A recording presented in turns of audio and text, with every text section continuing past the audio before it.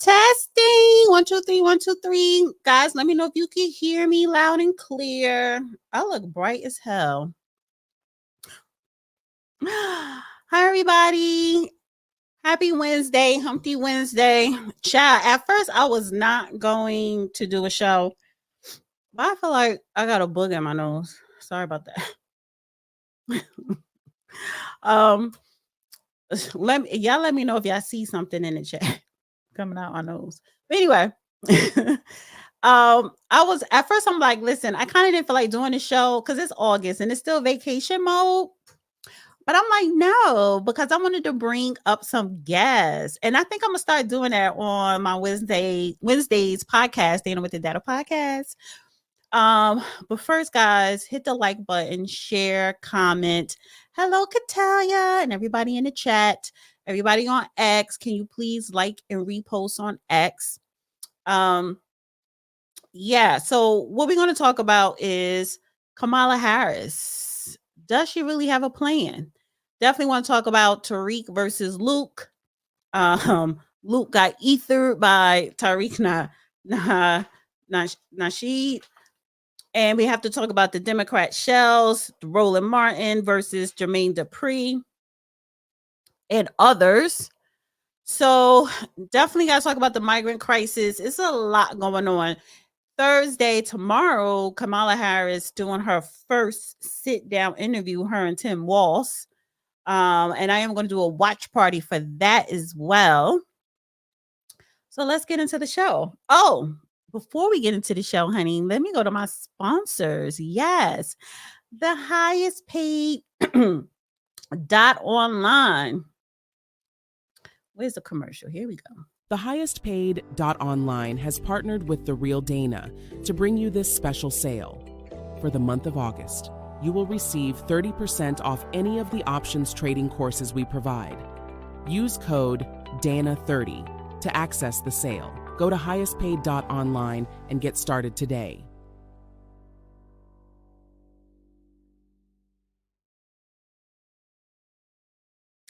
Yeah, so go to the highestpaid.online and sign up. Honey, you put in Dana30, you get 30% off, and they have Afterpay. It's either Afterpay or Firm or Clarin, Klarna, whatever you call it, start with the K.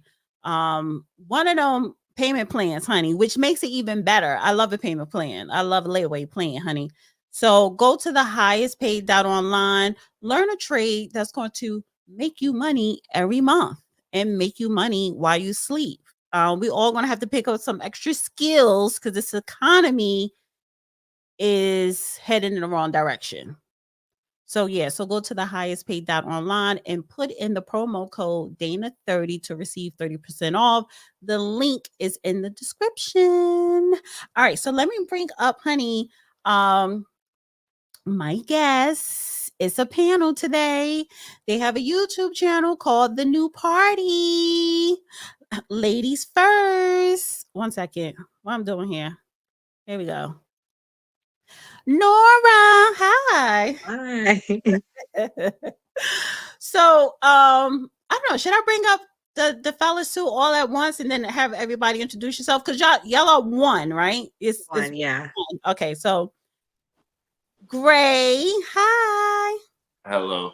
And we have D White in the dark. You're muted. Oh, you might mute it. You might mute it. Yeah, I'm sorry. It's terrible in here. I got a bunch of kids in the house right now. Yeah, okay. Oh, honey, back to school. Yeah. Them days over for me. All right, so listen, introduce yourselves one by one and tell us about your platform. Okay, I'll go first. I'm Gray Mars. I'm considered the founder. We pretty much created the YouTube because Nora talks to me and D, and she kept on trying to get us to debate.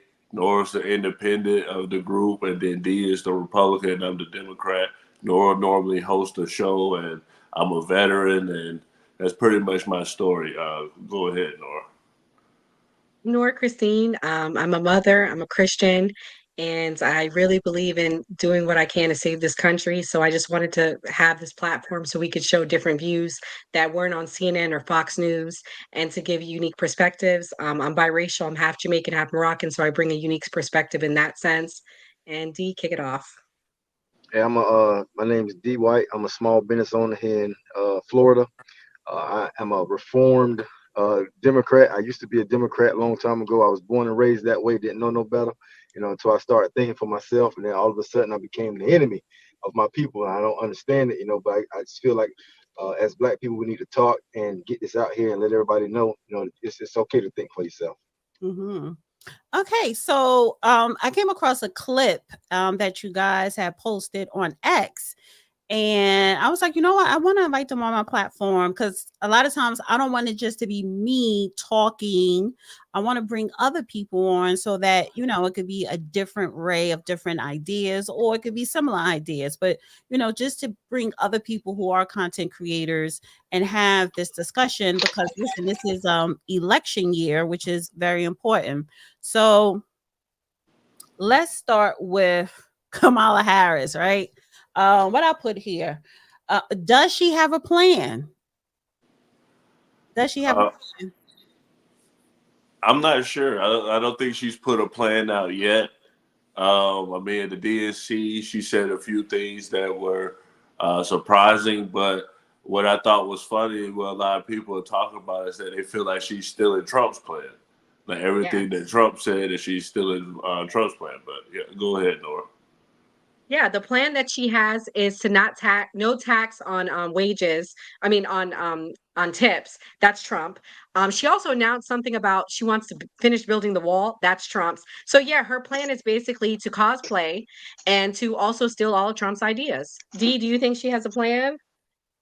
No, Kamala's plan is all about vibes in the fields and Brett Summers and whatever other nonsense she likes to spout out. Hopefully after this softball interview, America wakes up. Yeah, and it's going to be a softball interview. And why does she have Tim Walz with her? I don't know. I mean, there have been times where you have a presidential nominee with a VP running mate, but in your first sit down, it should just be you. So it seemed like she needs her hand held. And I have a problem with that because that shows me that you don't know what you're doing. You're not prepared. And you don't, you may make a fool of yourself because the debate, which is coming up in 2 weeks, and I'm gonna have a watch party for that. I can't wait for that because it's going to expose her. And I think that's what it is. She's about to be exposed and she's trying to really save face. I want to bring up her. I thought I had this up here, but I want to share her website. Oh, yeah. So as soon as you go to the website, KamalaHarris.com, it's a donation pops up, close that. Meet Kamala Harris, meet Tim Walz, take action in a store. Nothing on policy. Right. Yeah. So what is her plan? It's like I had to literally Google it says where Kamala stands on 10 key issues. And I think they're going back to the Biden-Harris administration because that's basically what it is, a carbon copy of that, and using what they stood on and as what she's going to be running on. It says here, economy, and then she roll out some tax incentive. A lot of top wealthy people are criticizing it, especially people who are in real estate like Grant Cardone and others. And of course, immigration, we have a serious migrant crisis. We're going to get into that later in the show. The DNC convention was last week. That's all she's been talking about is abortion, abortion, abortion. NATO, Ukraine aid, they're going to keep sending them money. Israel, Gaza war. Well, she's being backed by the Zionists. However, only thing she's saying is, yeah, we need to come up with a ceasefire. But of course, America is on Israel's side. And taxes, they're saying her tax plan is stupid and it's not good. So What are you guys' thoughts on this?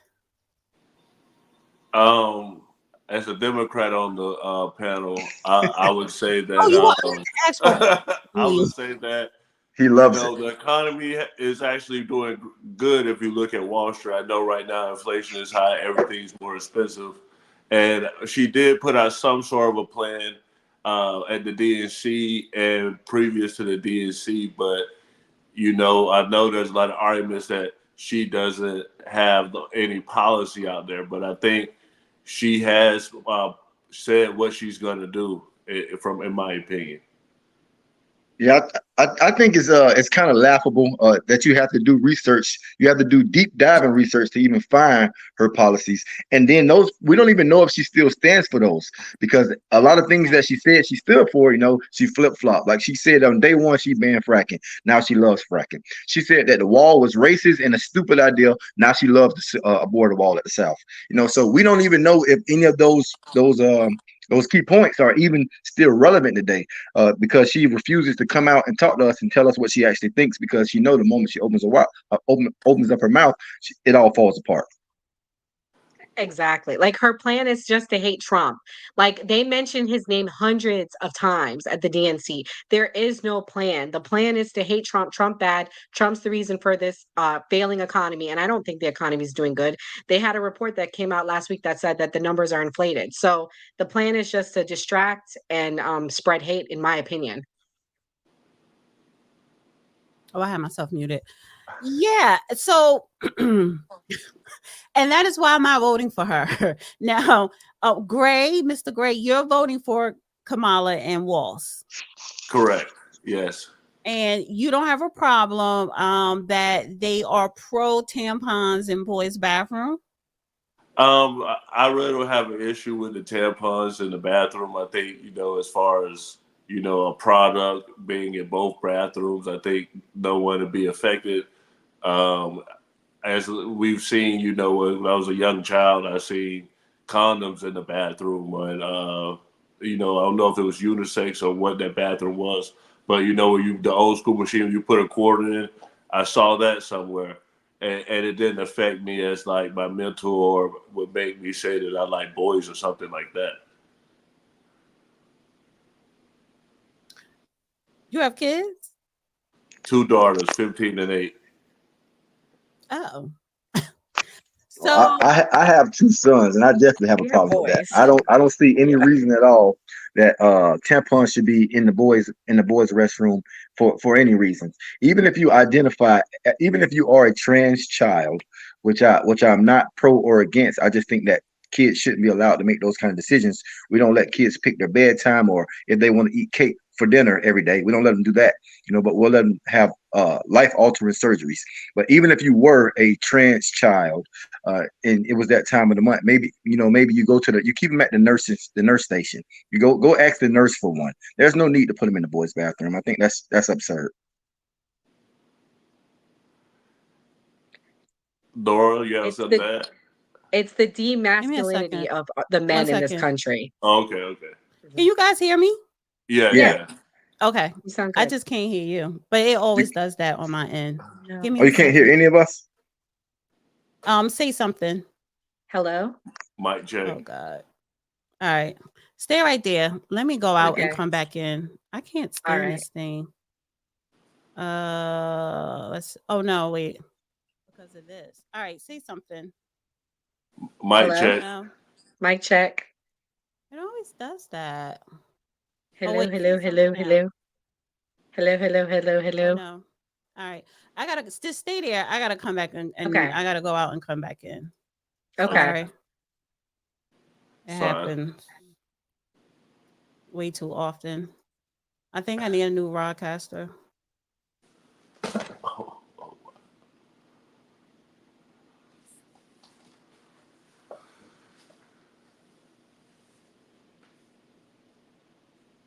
Are you on a computer?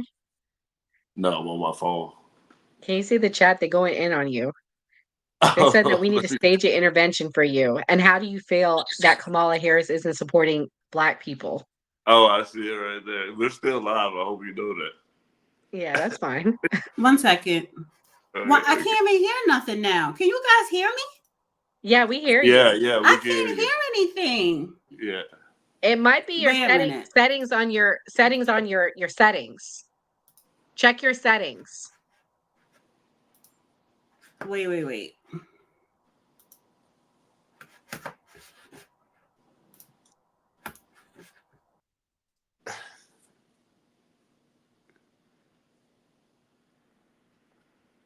Yeah, if you guys can tell her to check her settings.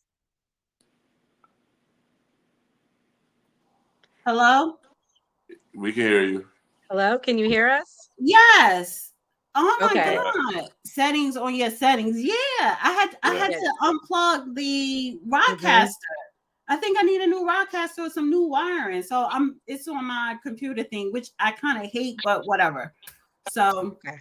For sure. all right, what were we saying? What were you saying? Somebody was talking. Oh, I was just saying it's the demasculating of men in America. And that's what the whole point of having tampons in the bathroom. Because if we can confuse the sexes and the genders, then we break down society, and which is what their goal is. They're trying to say there's no more man, no more women. They want to erase what the absolute truths are. And this is the start of it. So you're saying that there's a conspiracy to make boys girls by putting tampons in the bathroom? Absolutely. There's no need for it otherwise. It I don't always agree. starts small. Remember that. It always starts small. It's little things. If you try to take someone's freedom or try to implement that idea all at once, people will fight back.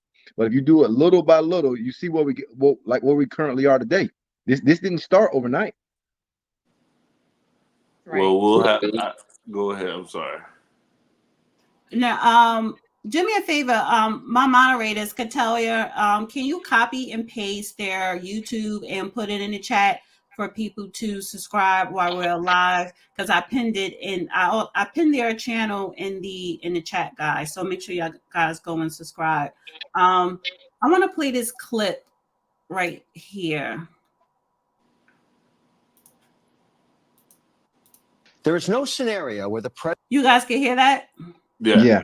President of the United States can't head up a press conference. Under any scenario, every president has been able to address the press, and in the good times and the bad times. She has to start talking to the press, period. There's no optionality. There's no scenario where anybody would be comfortable, particularly in the swing states where swing voters are thinking to myself, what do we got here? Why won't she talk to the press? I'm asking it from a policy guy. I need explanations for these policies because I have to invest on these policies. I have questions, and I don't get any answers. I'm not being unreasonable. Come out wherever you are and talk to the press. So she's supposed to have her first interview tomorrow, Thursday. And I am going to do a watch party for that. So if you guys want to come and join, you're welcome. Sure. What do you think she's going to? And she is going to be on CNN. So it's something that's going to be light. Do me a favor, mute. If I'm talking, just mute and then unmute when you're talking, because I'm not on this thing, it's going to be like feedback. So it's going to be a safe interview, and it's going to be her and Tim Walsh. But what do you think is going to be some of the topics of discussion tomorrow for her first interview? What's her favorite ice cream flavor, which is what they love to ask Joe Biden? I think they're going to talk about the border. I think they're going to talk about the economy. I think they're going to talk about, Joe Biden's health. And they're definitely going to talk to her about, was she the border czar? Was she really in charge of these things that they're blaming her for? And to try and see if she's tied to Joe Biden's record. Yeah, I definitely don't even think we should be calling it an interview because it's not. One, it's going to be pre-recorded. Two, Tim Walz will be there with her, to help split the time or to help answer some questions. And I think it's asinine that us as Americans and us as the voter base, we're going to tolerate that. That we waited so long to hear her speak, to hear her say something, and it's not live. It's basically a pre-recorded video that we're going to get. They're going to edit it. They're going to ask her no tough questions. There will be no tough questions, and if there are, she's already prepared, and she probably have the answers in advance, so she can give a scripted answer. And I think it's a sham of an interview. Yeah, I definitely agree with all of y'all. Let me play this. What is this? Oh yeah, so this is Representative Jim Jordan. I like him because he be getting on Fannie Willis' ass, and I can't wait for Jim Jordan to roll her ass up into a congressional committee so we can watch it on C-SPAN. But I want to play this clip here and then get into the migrant crisis conversation. Let's bring in now House Judiciary Committee Chairman Jim Jordan. Republicans on his committee released a report earlier this month that says the Biden-Harris administration's border policies ensured the release of Laken Riley's accused murderer into the U.S. back in 2022. Mr. Chairman, thanks so much for taking time with us today. Before we get into your committee's report, sir, I want to ask you about the accusations coming from your Republican colleagues who say Vice President Harris is really flip-flopping on the issue of a border wall. She was obviously an outspoken critic of the former president's efforts to get one up and running, but then we heard her last week say at the DNC she actually supports resurrecting the ill-fated bipartisan, border bill, which mandates hundreds of millions of dollars to pick up construction. I don't know. Are you jumping for joy to hear that? Well, I mean, let's hope that's what she's for. What I do know is on day one of this administration, where she was the border czar of, day one, they said no more building the wall, no more remain in Mexico. And if you get here, we won't detain you, we'll release you. And they released Mr. Ibarra, by the way, the terrible guy who did the terrible things to Laken Riley, killed Laken Riley, took her life.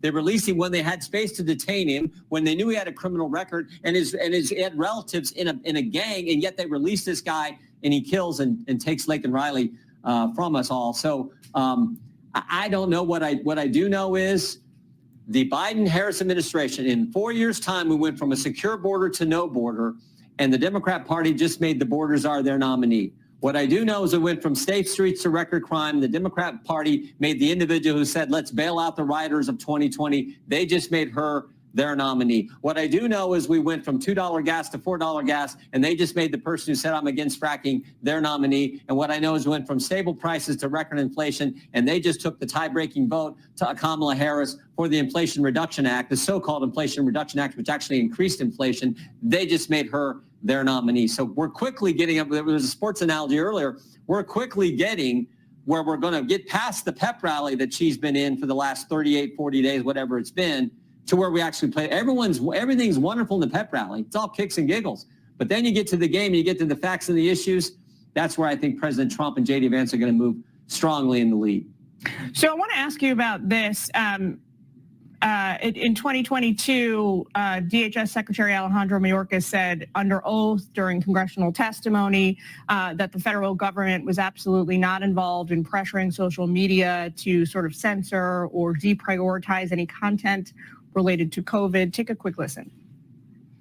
We have example after example of this administration coordinated, apparently, according to a federal court, by your agency, pressuring, coercing social media companies to engage in censorship.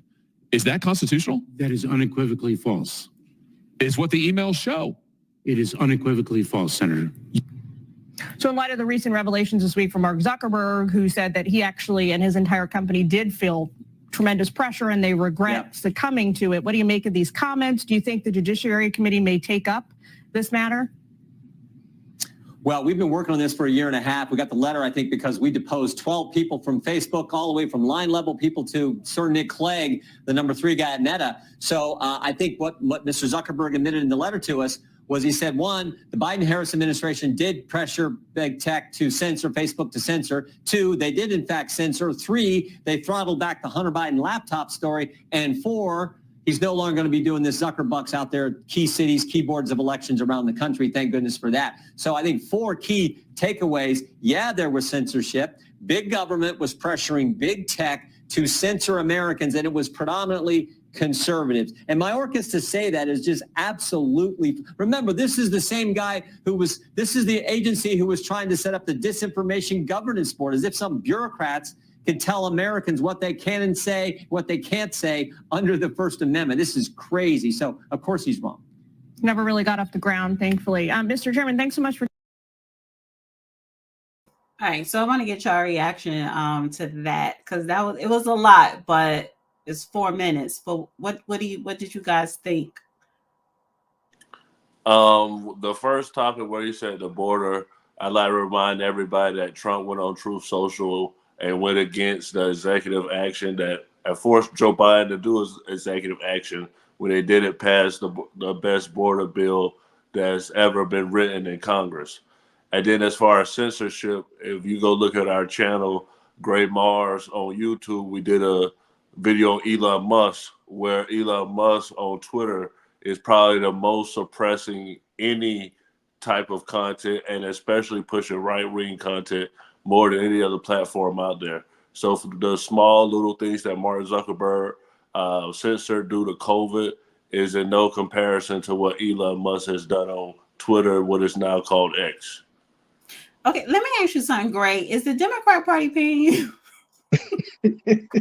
That's what we say on our show every day. I say the DNC, if you're watching, because most likely you might be watching Dana's platform, please call Gray Mars. We could use the check. No, I've been accused of that so many times that people keep thinking they've been paid. No, I mean, I'm just an informative voter. I'm out here. Our saying is always vote. I don't care who you vote for. As for we have a platform with all Black people where we're out there saying, hey, everybody get out there and vote. But I want to educate people and give them the information that I have. That's not accurate information. You say Elon Musk do more censoring. Absolutely. If you want to see our video, go on Gray Mars. It's on YouTube. We did an entire video on how Elon Musk is basically, it was governments, foreign governments. I don't know the exact country. I don't want to be wrong. Where they were asking, which one was it?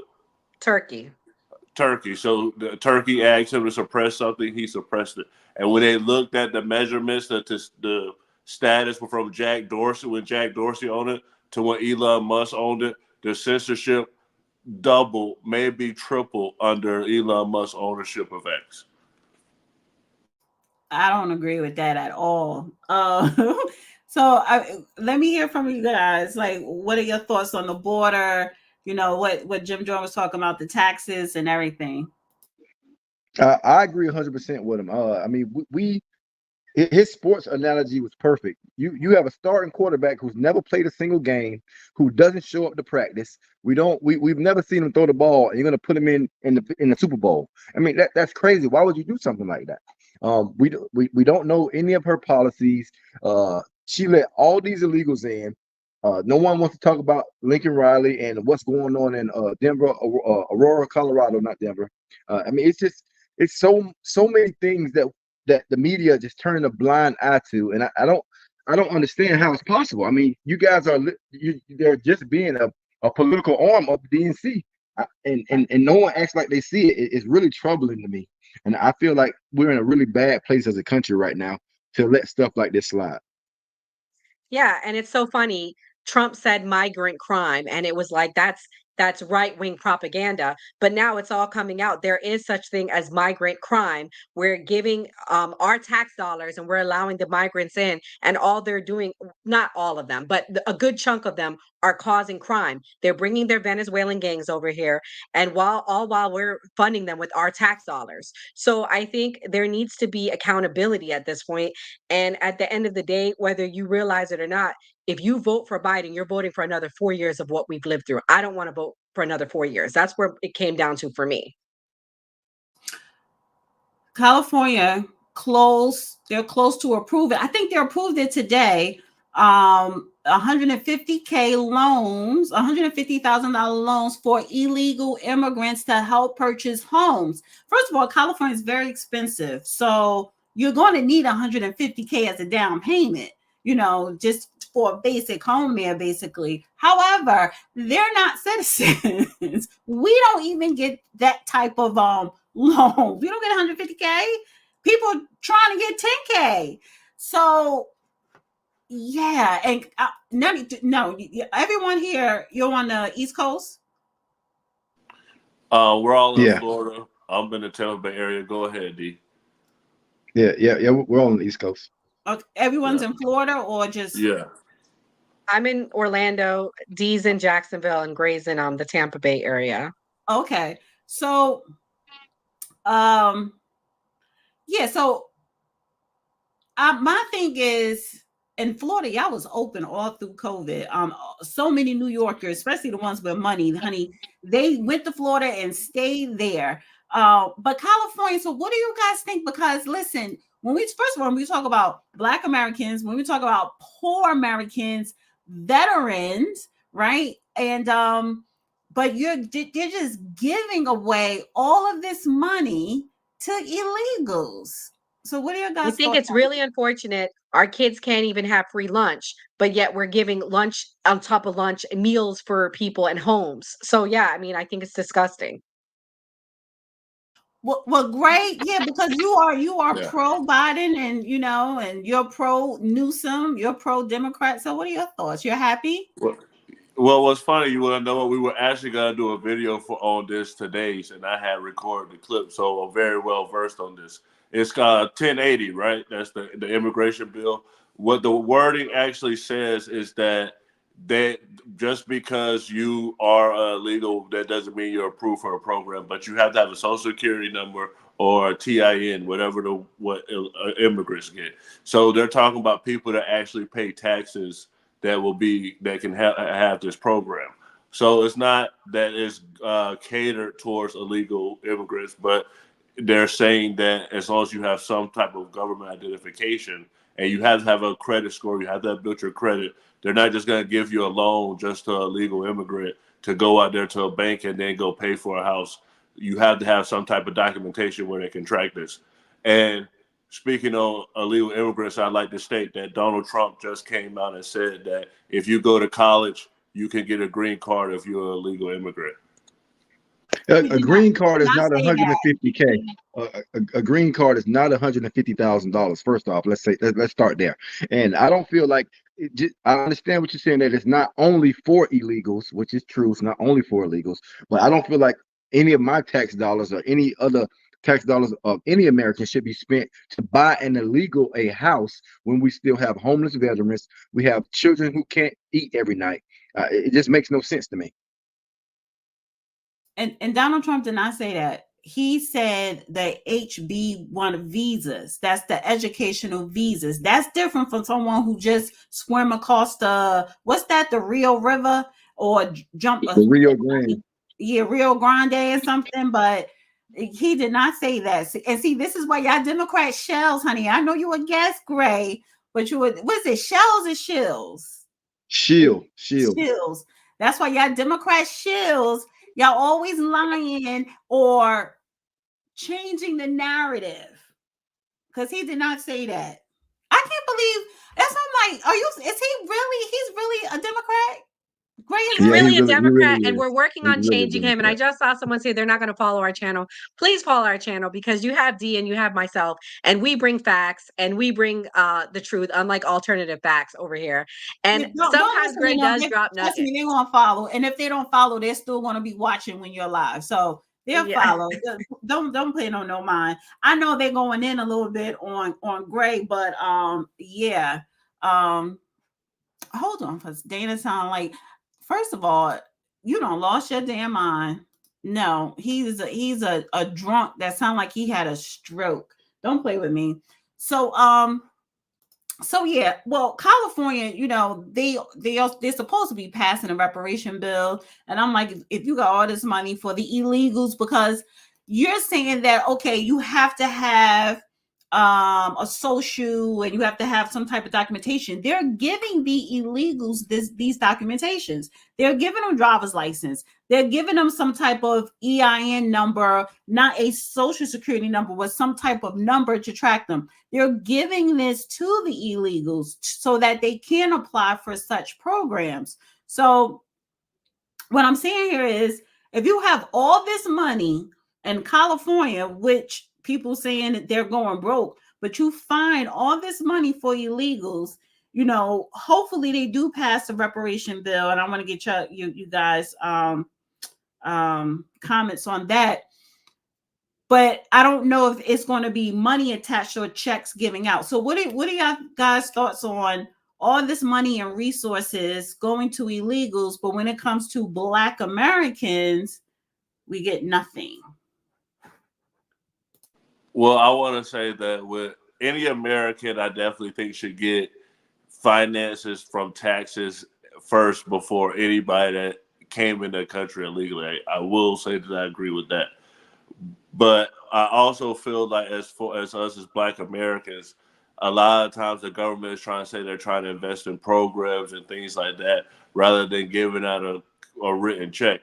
And there's a joke that was on the David Chappelle show where people got reparations, they got all this money, and then he was like, oh, well, all the rims and all the stereotypical stuff that Black people are going to spend money on: change, jewelry, clothes, partying. So I think we need to be some type of program where the money actually goes to the investment of the future of Black Americans in this country. I think. Oh, sorry. Go ahead, D. Me and Nora actually had this conversation either yesterday or the day before yesterday, one of the two.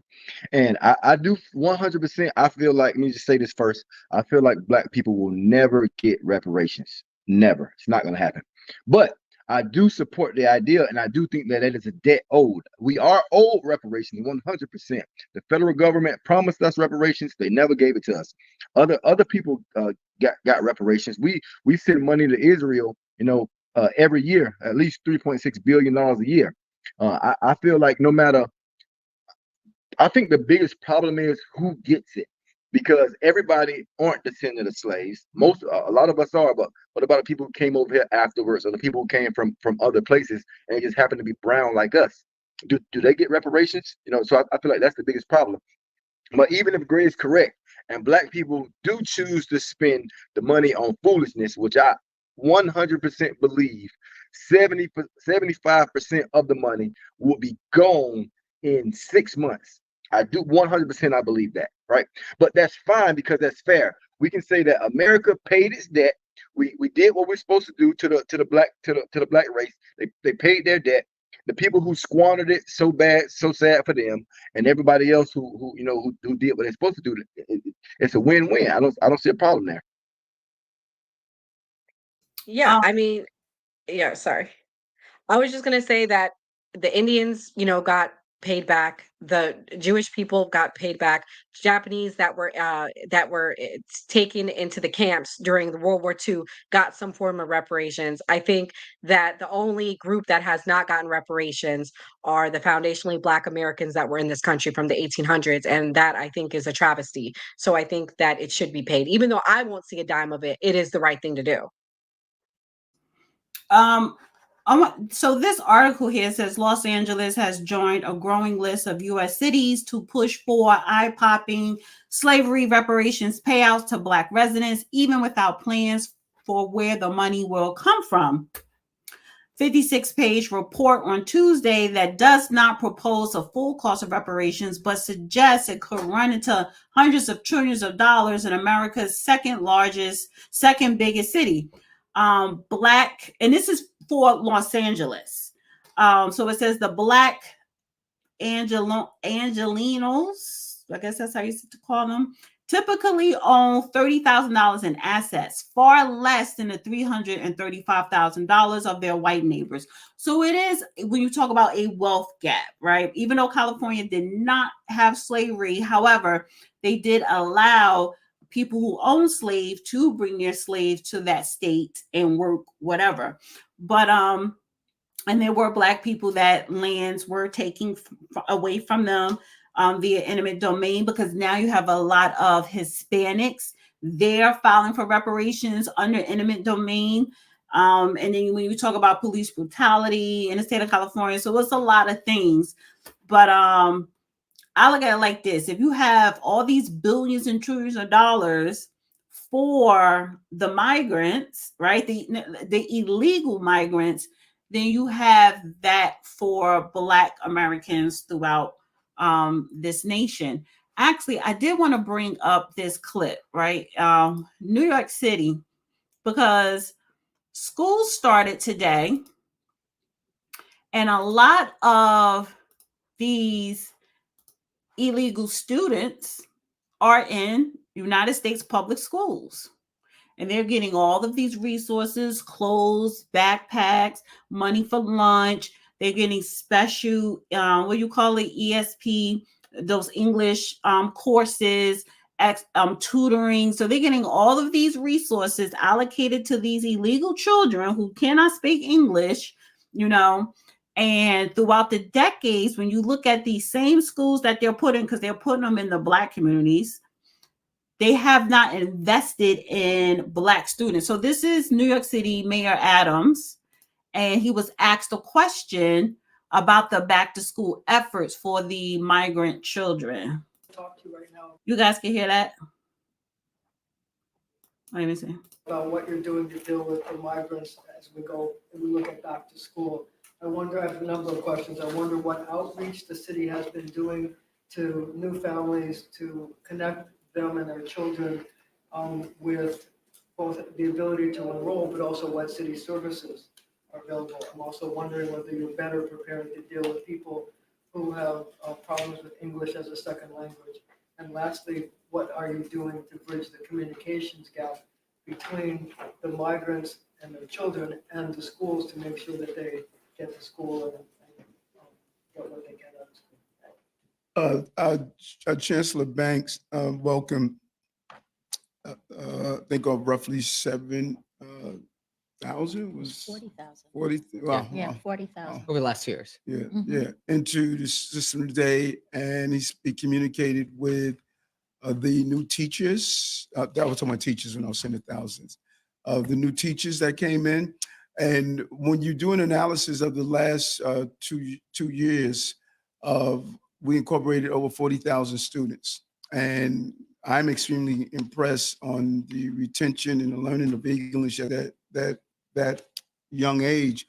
We come across young people all the time who came here, could not speak English, could not speak several languages from West Africa and others, and they are now communicating in a fluent manner based on what the chancellor has put in place, but also what the students, teachers, and faculties have all immersed themselves into helping these young children and our new arrivals to be incorporated in the educational experience and educational process. And so the chancellor will do an overall briefing on exactly what the plans are, but it's clear the Project Open Arms, it has really meet the mark, and we are not hearing that these children are not receiving the support that they need. And combination, again, outside entities, volunteers, communities embracing, we're seeing the best of New York when it comes down to these young people. And the chancellor will give an overall briefing as he does at the beginning of the school year on any new initiatives he's going to do. And how many kids? Hold on, Marcia. How many migrant kids and how many new teachers who teach English as a second language? Just before services, you want to maybe talk about that at the. I thought the mayor did a great job, especially saying this is where we see the best of New York. The group that you said also, Mayor, were parents. There's so many parent associations and community groups. I think on Thursday, there's going to be a group from the Upper West Side that's going to the Arrival Center to hand out backpacks to make sure that kids have everything that they need.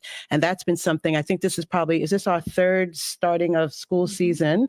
And so we're unfortunately or unfortunately getting really good at this. And I don't know what the enrollment numbers will be. Marsha, I'm assuming that they're going to be a little less because the numbers have been down. And as soon as people come to the Arrival Center, or whether they're going to Floyd Bennett Field or any shelter, they get connected to school, they get connected to any kind of childcare services that they might need for their littler ones, after school services, summer camp they've been involved in. So we've been really wrapping our arms around those young people. You know that everybody that goes to the Arrival Center also gets screened for mental health services, for depression, for trauma, for those kind of things. And then we're making sure that we have the families have those supports too. And also to the... That will be something that the chancellor will get you. I will tell you that Wolof has been a language that has been really increasing because we've seen that's been one from Senegalese families. So I don't know the numbers. It's something like 115 languages that we know that we have from the arrival center that we do in the interpreter line that we use, but we can get those numbers for you.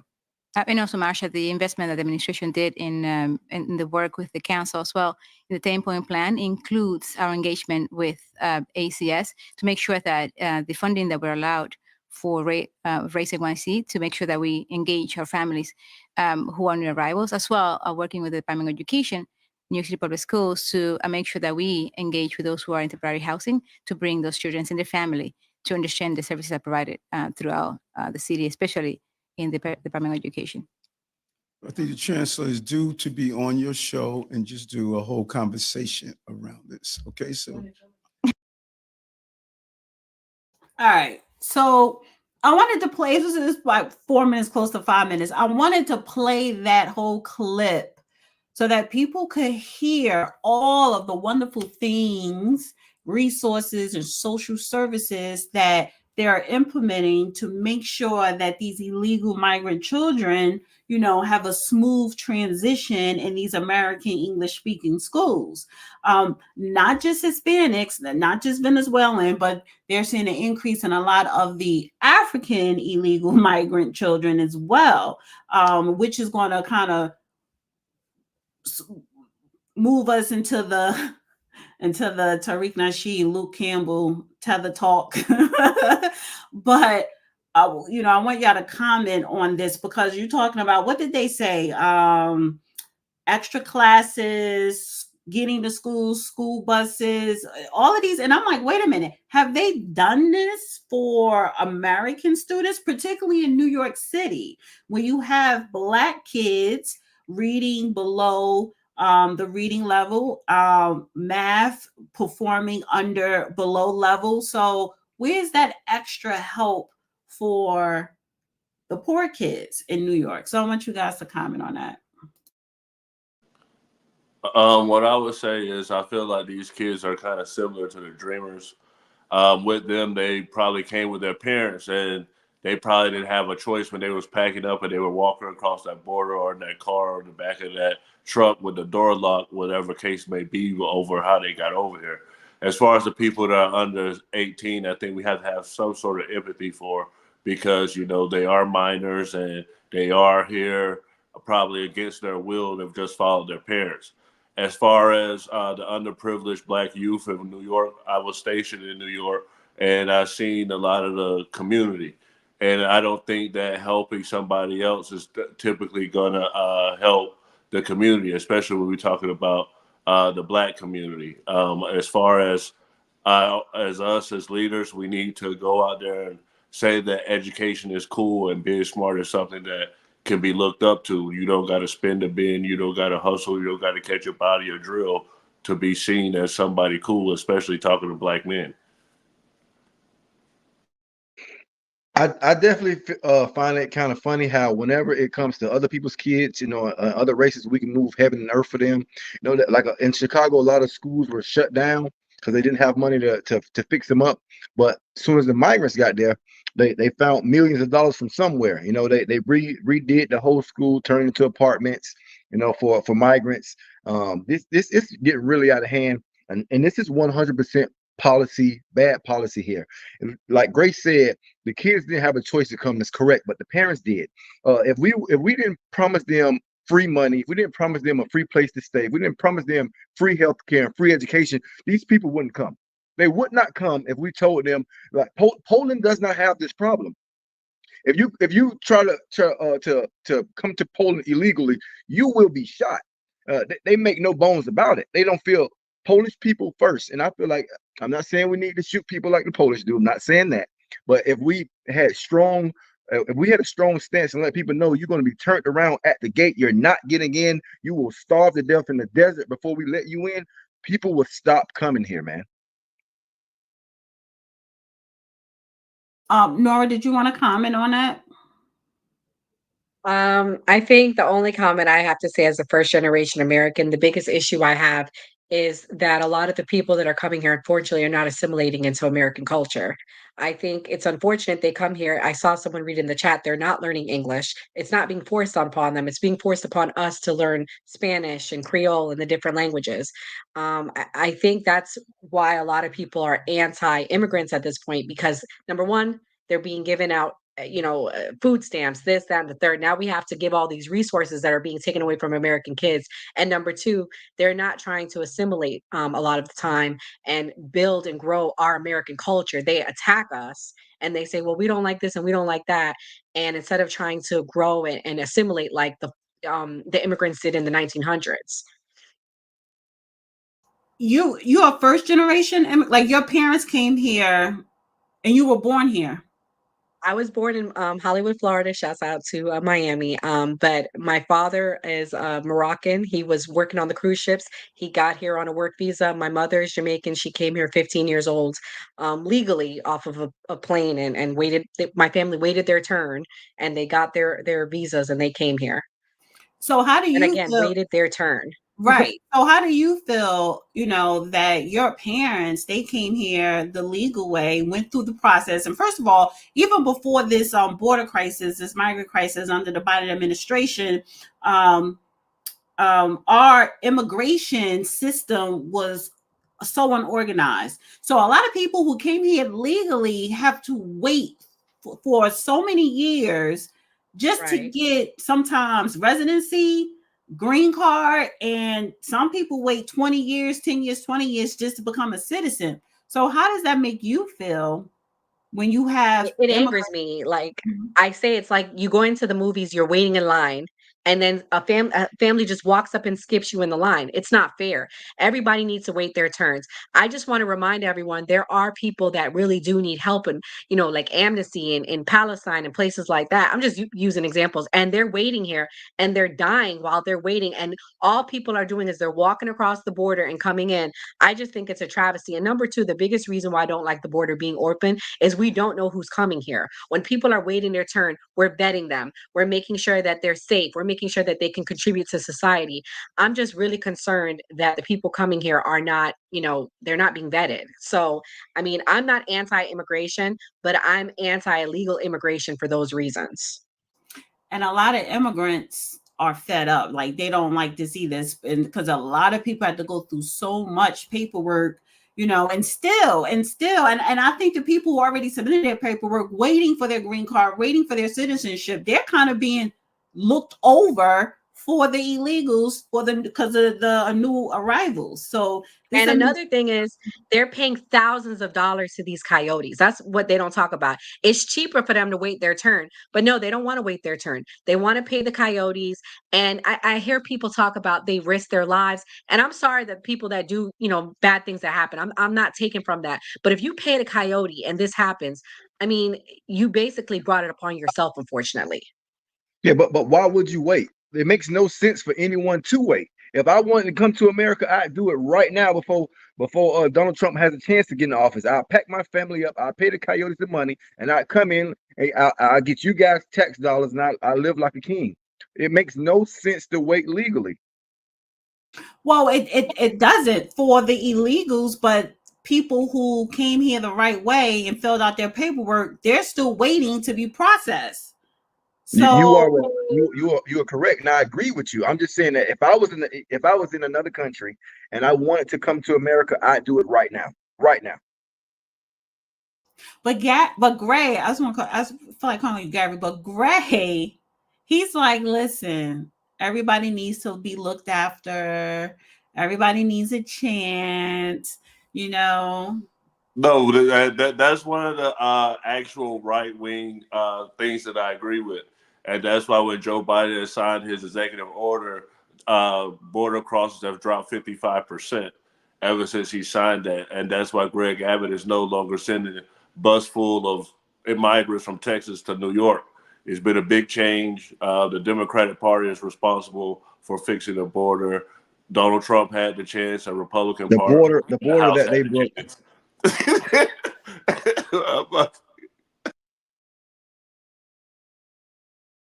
I want to play this clip.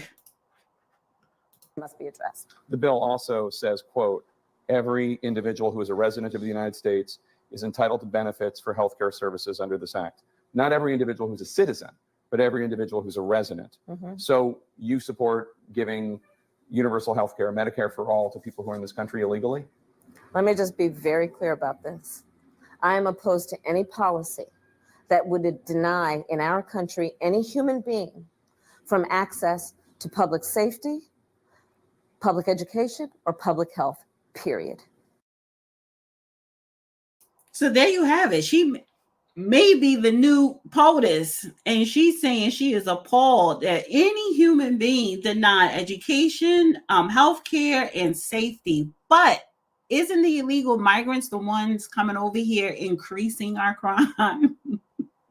The Venezuelan done took over, how you pronounce that? Aurora, Colorado, robbing people in Chicago and New York. When we talking about the Mexican cartel, now you have the Venezuelan cartels, drugs, guns, human trafficking increased over 100% because of the illegals. But Kamala Harris saying they're not a criminal. Because you're an illegal, that means you're not a criminal. No, you're a criminal because you broke the law.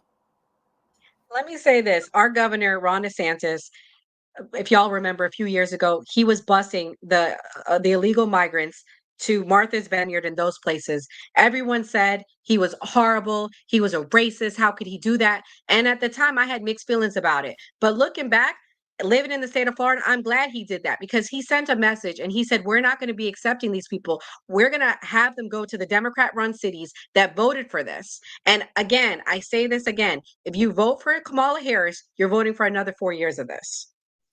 And I want to respond to what Nora just said. And all those people that were on those flights, they're now citizens of this country because they went to court and they sued and they were used as props. And so they had a lawsuit and were able to get citizenship. And DeSantis wasted our tax dollars on basically making those people citizens.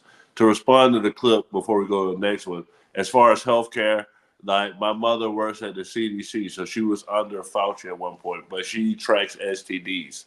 So we don't want people to feel like they can't go to a doctor because if a person has like a low level STD or a high level, and then they're afraid to go to a doctor and then they're meeting partners, then they just get spread.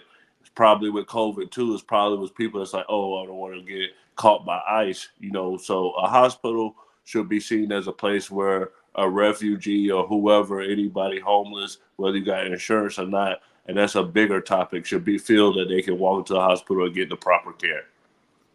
But if I walk into a hospital to get the proper care, I get a bill. They don't. You see the difference? I completely agree with you. Insurance is a big thing that I feel like in this country. And I can't even, there are people who can't even afford insurance. But I'm still going to get that bill even if they see me without insurance. That illegal is not. Of course, and I feel like that's a whole bigger thing. I don't feel like anybody should have to pay for healthcare. I feel like that should be free. I'm a veteran. All my healthcare is free. I go to the dentist, optometry, healthcare for free. It is the top of the line healthcare, but I believe healthcare should be for everyone. Well, how do you feel that you have policies? I think it's California. I don't know the exact state, but money that was supposed to go to the veterans are actually going to the illegals. How do you feel about that? I'm not, I haven't heard that, but I mean, that's very upsetting. You can Google it. It'll pop right up. Multiple sources. Well, that's very upsetting. As a veteran and as other veterans out there, I'm pretty sure we definitely need the resources. A lot of us are suffering from PTSD. Some of us have lost limbs, and some of us have even other severe issues. So I feel like any donations that are for veterans should definitely be given to them and not to any other group. Let me ask you a real question real quick. How do you feel? I don't know if you heard it, that Donald Trump said on day one, he closed the migrant shelters down and direct all that money to homeless vets. How do you feel about that? I think that's a great idea. But I think if you do a mass deportation of all the migrants, a lot of jobs that Americans don't want to take aren't going to be filled. And I think that's the hidden secret with all of this, that migrants who aren't working and working on the table are a big part of the American economy. The reason that they hire migrants for those jobs is because they don't pay enough. If they start paying a livable wage or a decent wage, Americans will take the job. Americans just don't want to be anybody's slaves, wage slaves. So that's the problem. They subsidize the work with illegal migrants who they're taking advantage of them by paying them less than a livable wage. So you agree with that?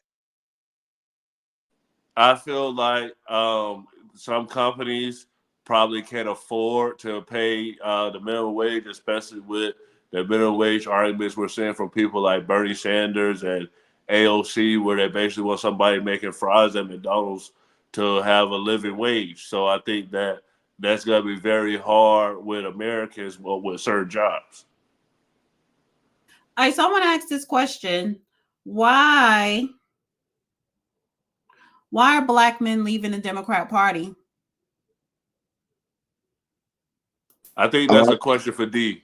Yeah, I got this one. First off, most Black people, if not all Black people, we're born Democrats for the most part. We don't know why. Before we have any rhyme or reason, our parents told us, vote Democrats. My grandmother told me.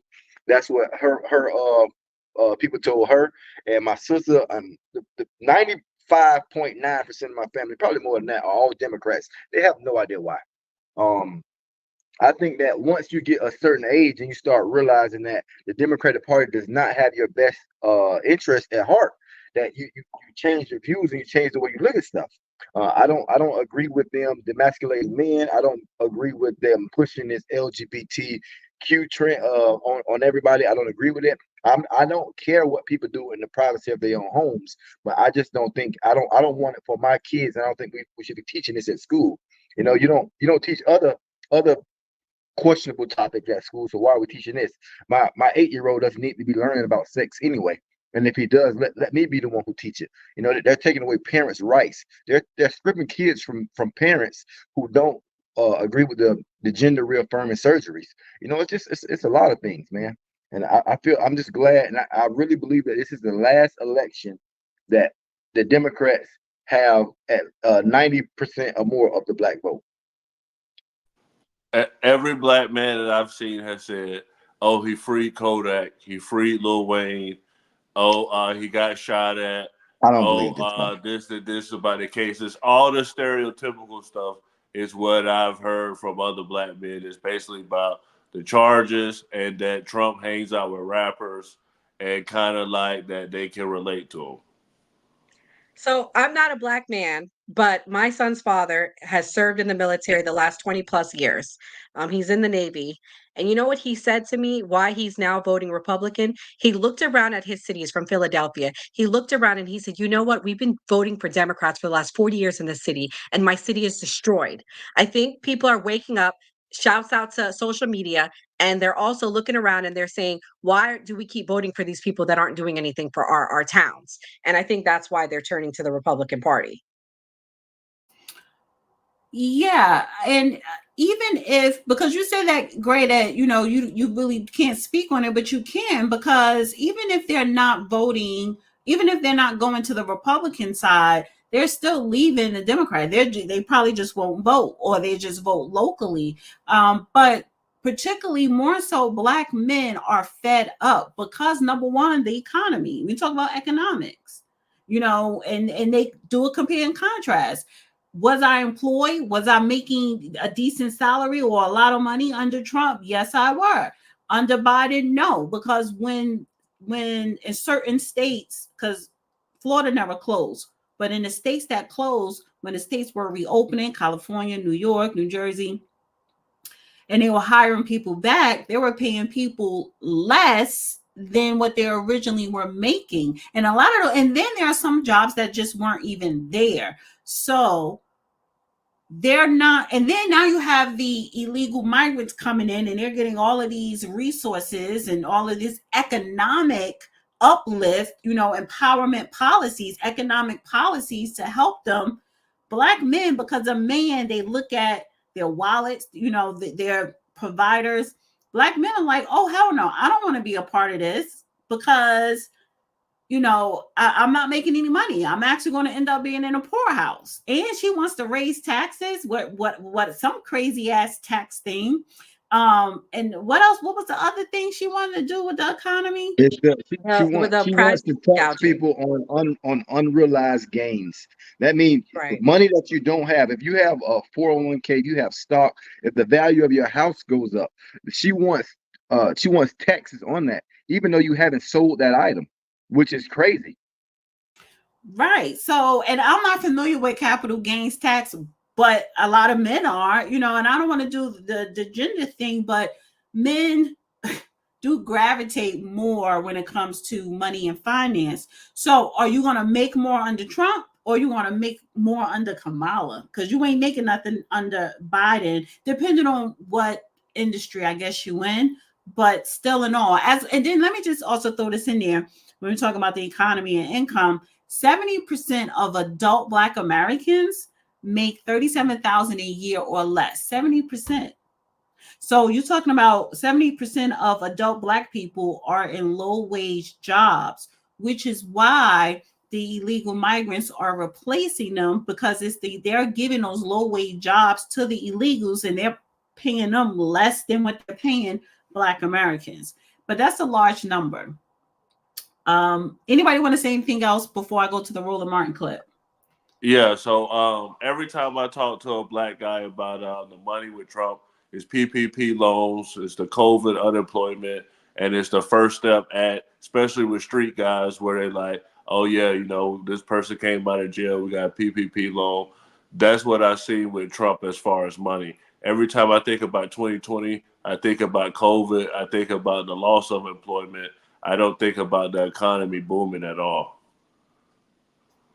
You can't blame Trump for COVID. It wasn't his fault. And then when he tried to stop the spread of it and close America to the Chinese, you guys called him racist for that. So you can't win. What do you want him to do? Yeah, Gray, it's like you're killing me here. All right, wait, let me pull up this Roland Martin. All right, so, and this is why celebrities, I don't know why people, the general public, you guys love to hear what a celebrity has to say about politics. Why? Whether it's Luke, Jermaine Dupri. So Jermaine Dupri did this video clip during the DNC last week, and he got a lot of backlash. And Roly Poly said, listen, let's do an Instagram live and talk about it. I'm not going to play the whole 30 minutes. I'm just going to do 1 minute here, 1 minute there. But Roland Martin was basically explaining, babbling about the role of the vice president. So just basically giving Kamala Harris another excuse as to why she never did anything. Step into that space. This is something I do believe. Well, boy, after that video dropped, man, he got cooked. She's in office right now. She's in the White House right now. And the guy, he said,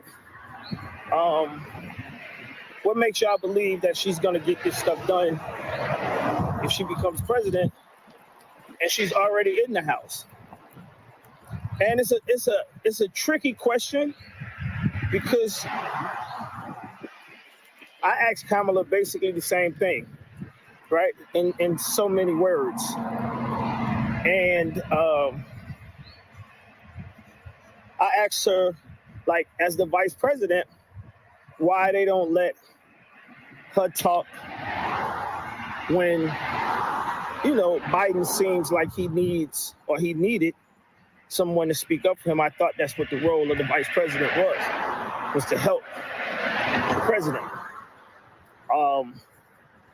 And basically, she kind of let me know that her hands was tied, that they didn't really allow her to be a voice like that in that space.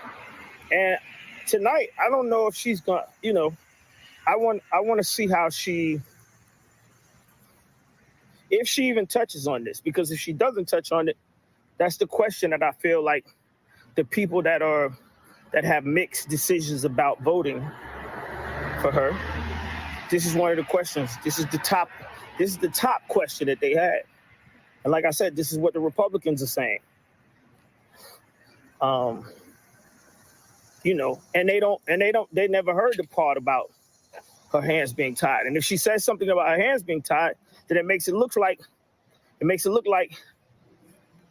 the White House or the Democratic Party didn't really want her to exceed.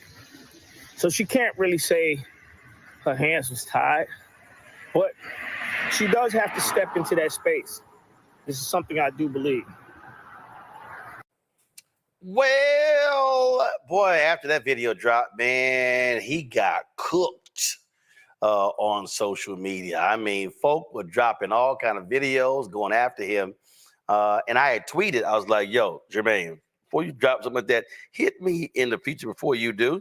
And so Friday, he hit me up. We talked on Friday, and he said, hey, let's do a live chat on Saturday to talk a little bit more about this with the general public. And so we did, and here's that conversation.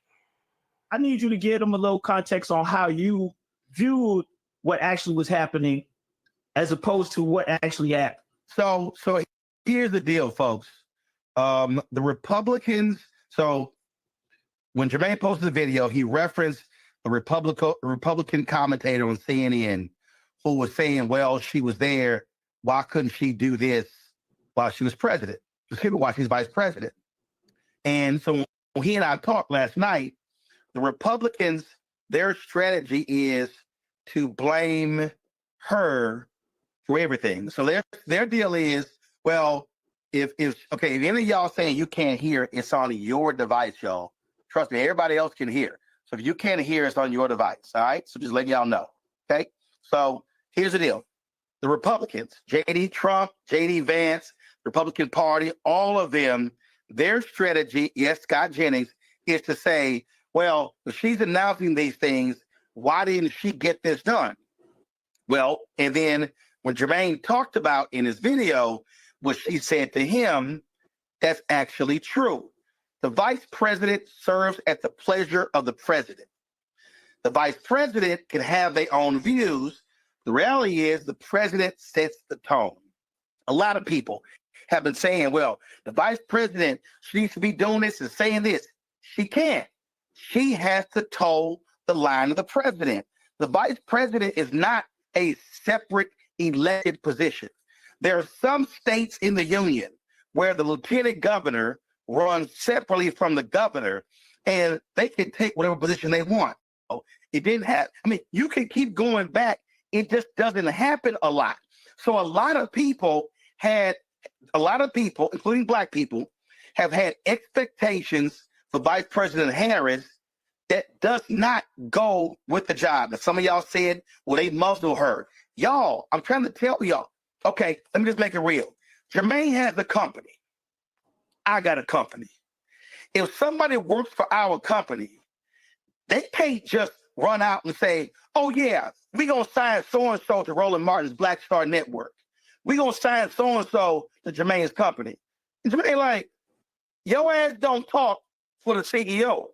You are an employee of the CEO. Yeah. It's the same thing. And if they get out of line and they mess up the business, they out of line.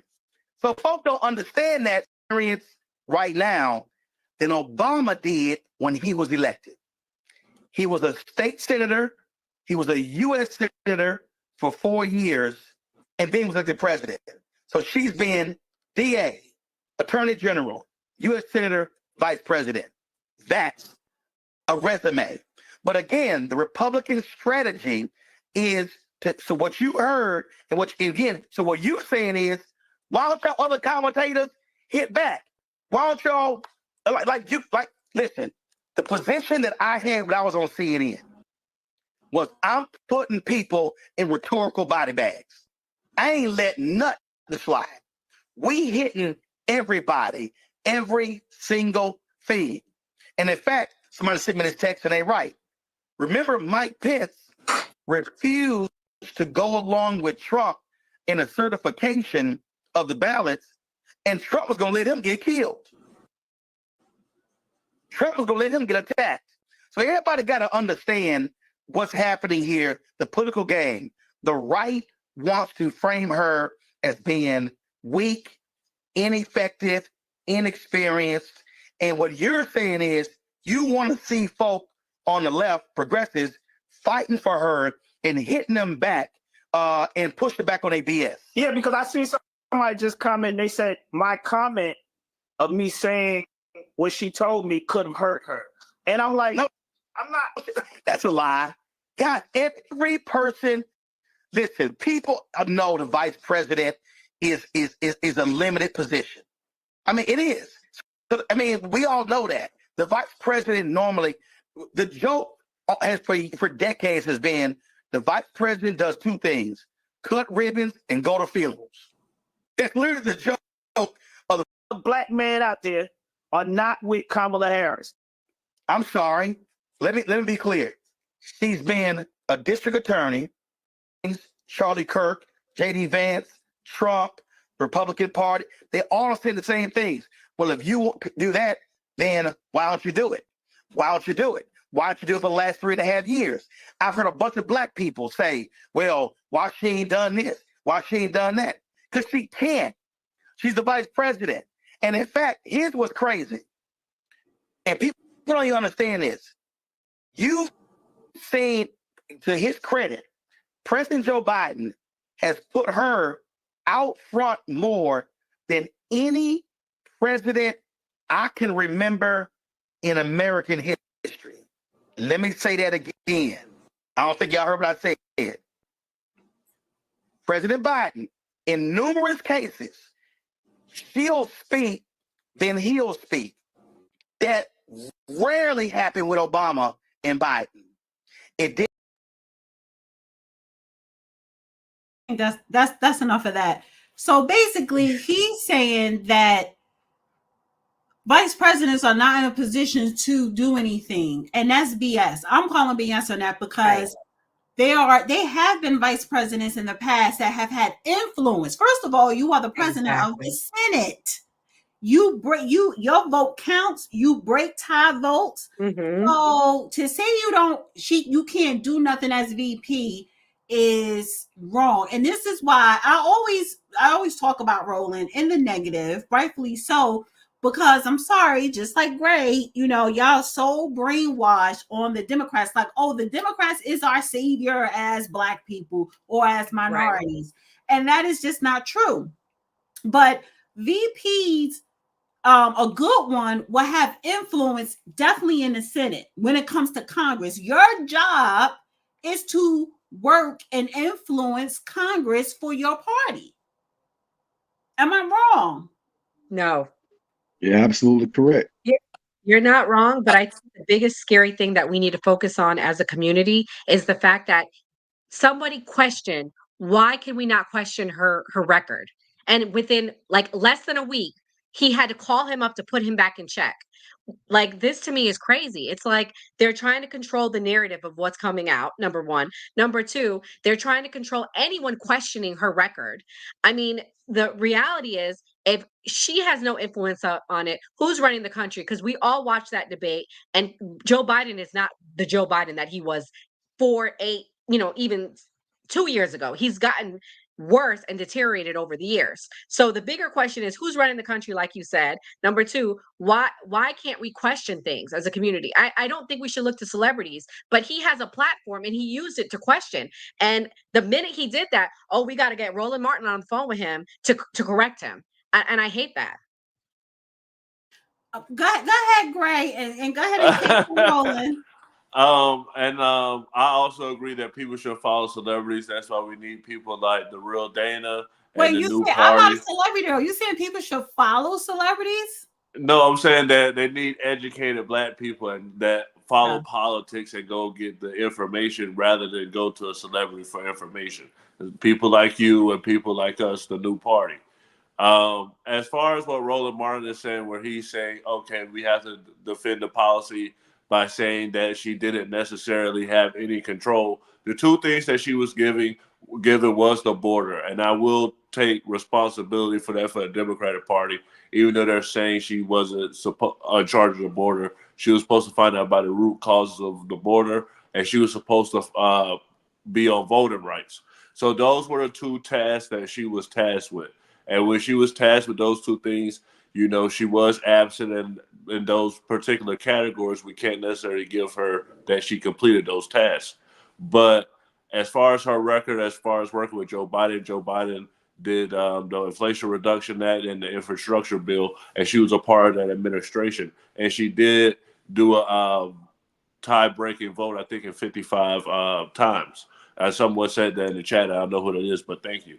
So she has done some things, and she's literally the VP. So she has the experience to take on the role. She was the backup for that. I, as D and Nora know, I was not a Kamala fan. I didn't think that she was going to do this great, and I'm not going to say that I would have voted for Kamala in the primary, but I will be going with, in D's words, blue no matter who.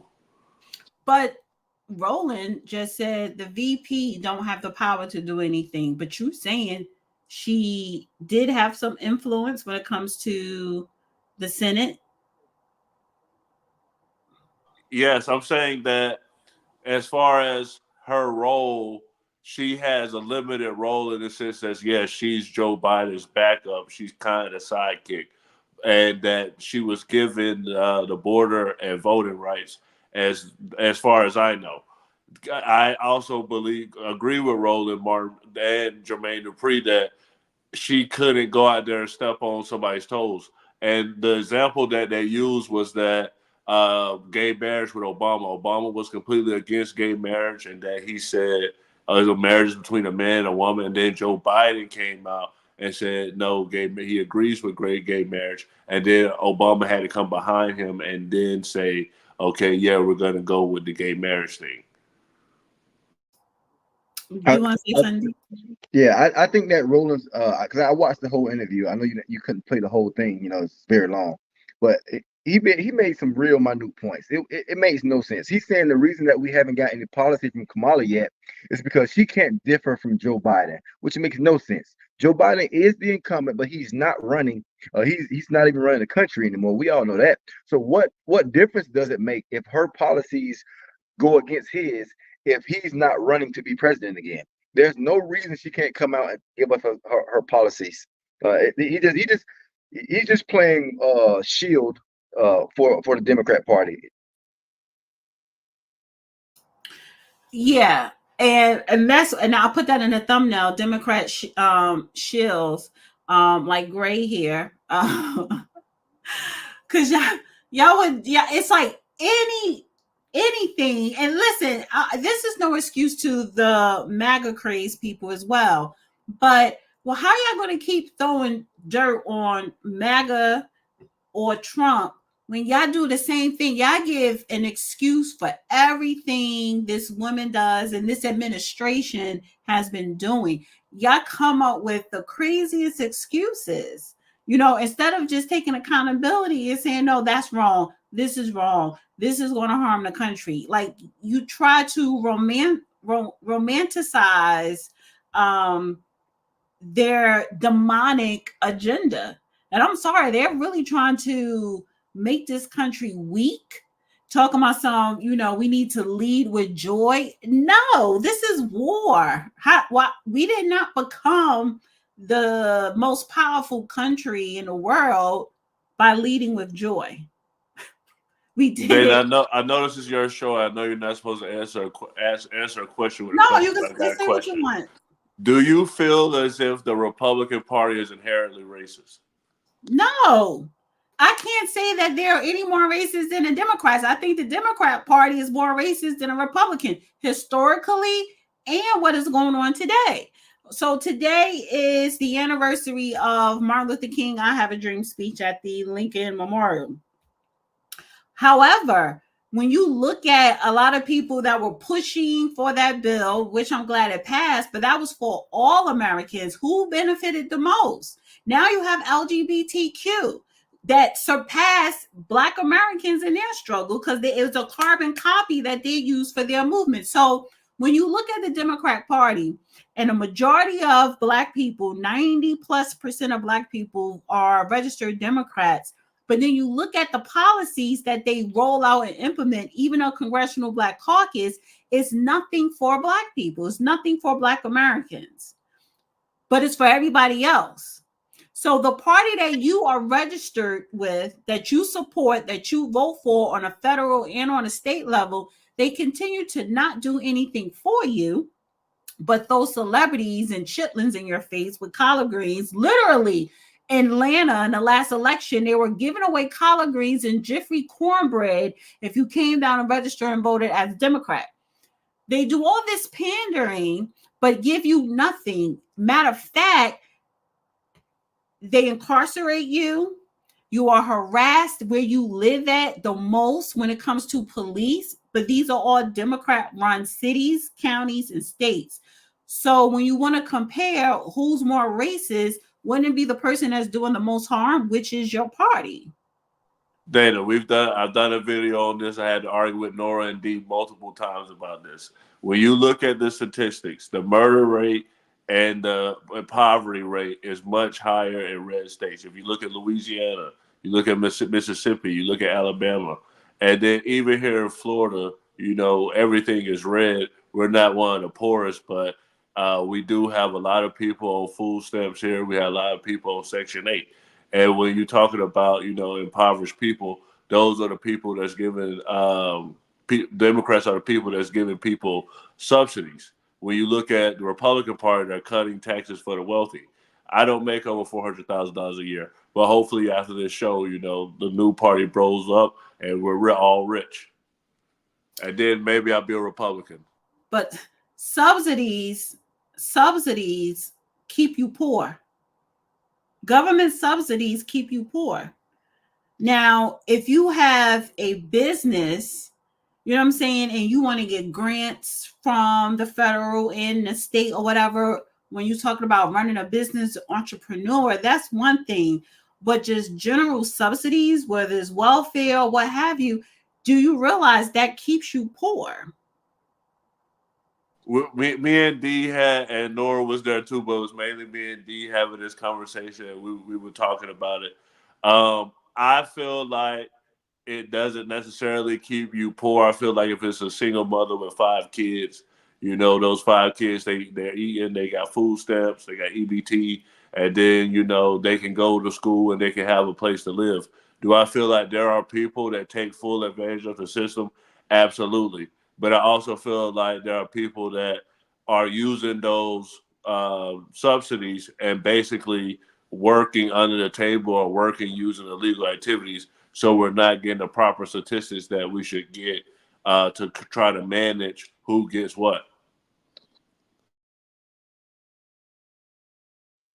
As somebody who grew up, I grew up very poor. My grandmother took care of me, raised me, but fortunately for us, I made it out of the situation, and I'm doing well for myself now. I definitely think that the reason that Democrats don't do anything for Black people is because they don't have to. Why would you do anything or waste any resources or any time promising a group of people who vote for you at over 95% year after election after election? Why would you waste your resources giving them anything? I don't have to. I'll go look for somebody else who might not vote for me. Maybe 50% of the white people or the Spanish people, the Spanish population. I'll take care of them and I'll give them stuff so that I can get their vote. Because I don't have to give you anything because you're already going to vote for me. And that's the problem with us. That's a us problem. No other group of people vote for any particular party at such a rate. I mean, it makes no sense that Black people vote for the Democrats at such a high rate. I mean, it makes no sense. Like Grace said, well, me and him had the conversation about the food stamps. Food stamps was a trap, I believe, because food stamps and housing, it should not be a lifestyle. It should not be something that you can be on for forever. I say maybe a year, 2 years. I don't have the exact science.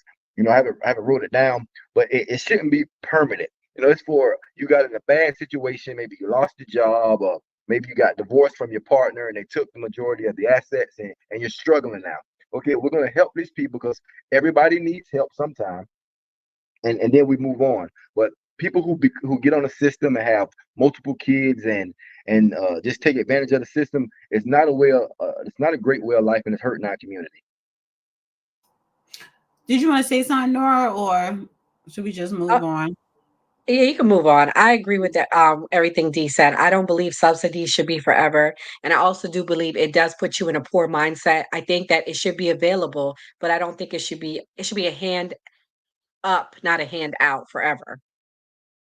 Exactly. Yeah, exactly. All right, so let's swing to Tether versus FBA. The Tariq, let me share it. Because I'm not gonna play it, but I think this is hilarious. So Luke, oh my God, we know he's getting paid. And Gray, I'm sorry, honey, you need to get on your hustle, because let me tell you one thing about the Democrats, honey, they pay very well. Oh, they are snobby, they are wealthy, they pay very well. Kamala Joe sent me the check. You need a check. You are a veteran. You don't mind the tampons in a boy's bathroom. You know you have your research stats to defend the Democrats, honey. And I'm not being funny. You really do need a check, because Luke, he's getting a check, and he's an idiot. He's not intelligent. He's not a veteran, and he is from Florida. I call him Mr. Pop That Coochie. So him and Tariq, well, he did a space over the weekend trying to drag Tariq Nasheed. Why? I don't know, because Tariq, not only was he going to come with receipts, but he knows how to ether you. And that's exactly what he did when he did his live on Sunday. He brought up his domestic violence history, all types of stuff. And it's like, damn. So, and I would never call him no damn Uncle Luke. And I think Tariq said that too. And I agree with him. Calling him uncle for what? He's a piece of shit, Luke Campbell. But that is what I mean with these Democrat shells, the Rollins, the Lukes, and all these other people, DL and Steve Harvey. And I actually will go into more of the shows on tomorrow's show, but I want to get you guys' thoughts on the back and forth beef. Well, it's not even a beef, because Tariq just destroyed him. So, Luke, what does Malcolm X, who had an FBA father and an honorable Minister Louis Farrakhan, have to do with all you tap dancing? Because Luke tweeted, out of hundreds of other tweets, yes, your job is to separate the Black community, powered by Steve Bannon. My question to you, do you have a problem with Malcolm X, blah, blah, blah, blah, blah. So I guess because Malcolm X or Louis Farrakhan are not true foundation Black Americans. However, I want to get your thoughts on Tariq versus Luke and this FBA tether beef. Well, shall I say? We did a video on it this week. I don't know if you guys are familiar, but we're from Florida, and there's a podcast called Fresh and Fit. Myron Gaines has been spreading a lot of hateful, disgusting things. And so we talked about it. I never heard of the term FBA and tether before. And I personally think it's a way to divide us as a people. It's another thing. It's the new light skin, dark skin. So for that reason, I don't agree with it. But I also don't agree with people that come to this country attacking foundationally Black Americans. We're here in this country. We need to respect the struggle of Black Americans that they went through. And if we're here, we need to support our fellow Black people. So I don't agree with it for that reason, but I'll let the fellows speak since they are both F. Go ahead, Gray, and defend me. Well, I got to defend Florida, and Dee and Nora are from the Miami area, so we got to defend Uncle Luke. We got to defend the whole team. Well, who is we? You said we. They're not in and on with you. But you sound like Dana. Sound you from New York? But I would want to compare Florida and New York and places. I'm actually like from New Jersey. Okay, New Jersey, but I caught the accent. So I feel like us as Black Americans in Florida, New York, places like that, we kind of grow up around Caribbean people from the islands, people from different places, more than like other places in America where we know the different types of Black ethnic groups. Now, is there some type of animosity? I will say probably with like Haitians in Florida and African Americans, there have been issues. But as far as, you know, when the government is concerned, I feel like we should all probably be on the same page. I know culturally we all have differences and we're all into different stuff. But I feel like us as African Americans, I'm not putting us on a pedestal, but I feel like we kind of set the trend and everybody kind of follows the trend that other people that were products of the African diaspora. Yeah, I actually agree with Gray. I think that, you know, not often me and him agree with stuff, but today I do. I do think that they use the terms to divide us. We already divided enough. They've always did this, you know, old versus young, men versus woman, and we need to stick together. I do think that it's disgusting that other races come over here, or not races, other brown skinned people come over here and they bash us, you know, because a lot of them only see African Americans for what they see on TV, you know, gangsters and thugs and, you know, low life. That's the impression of us before they get here, you know. So I just hope that we can somehow get around that one day.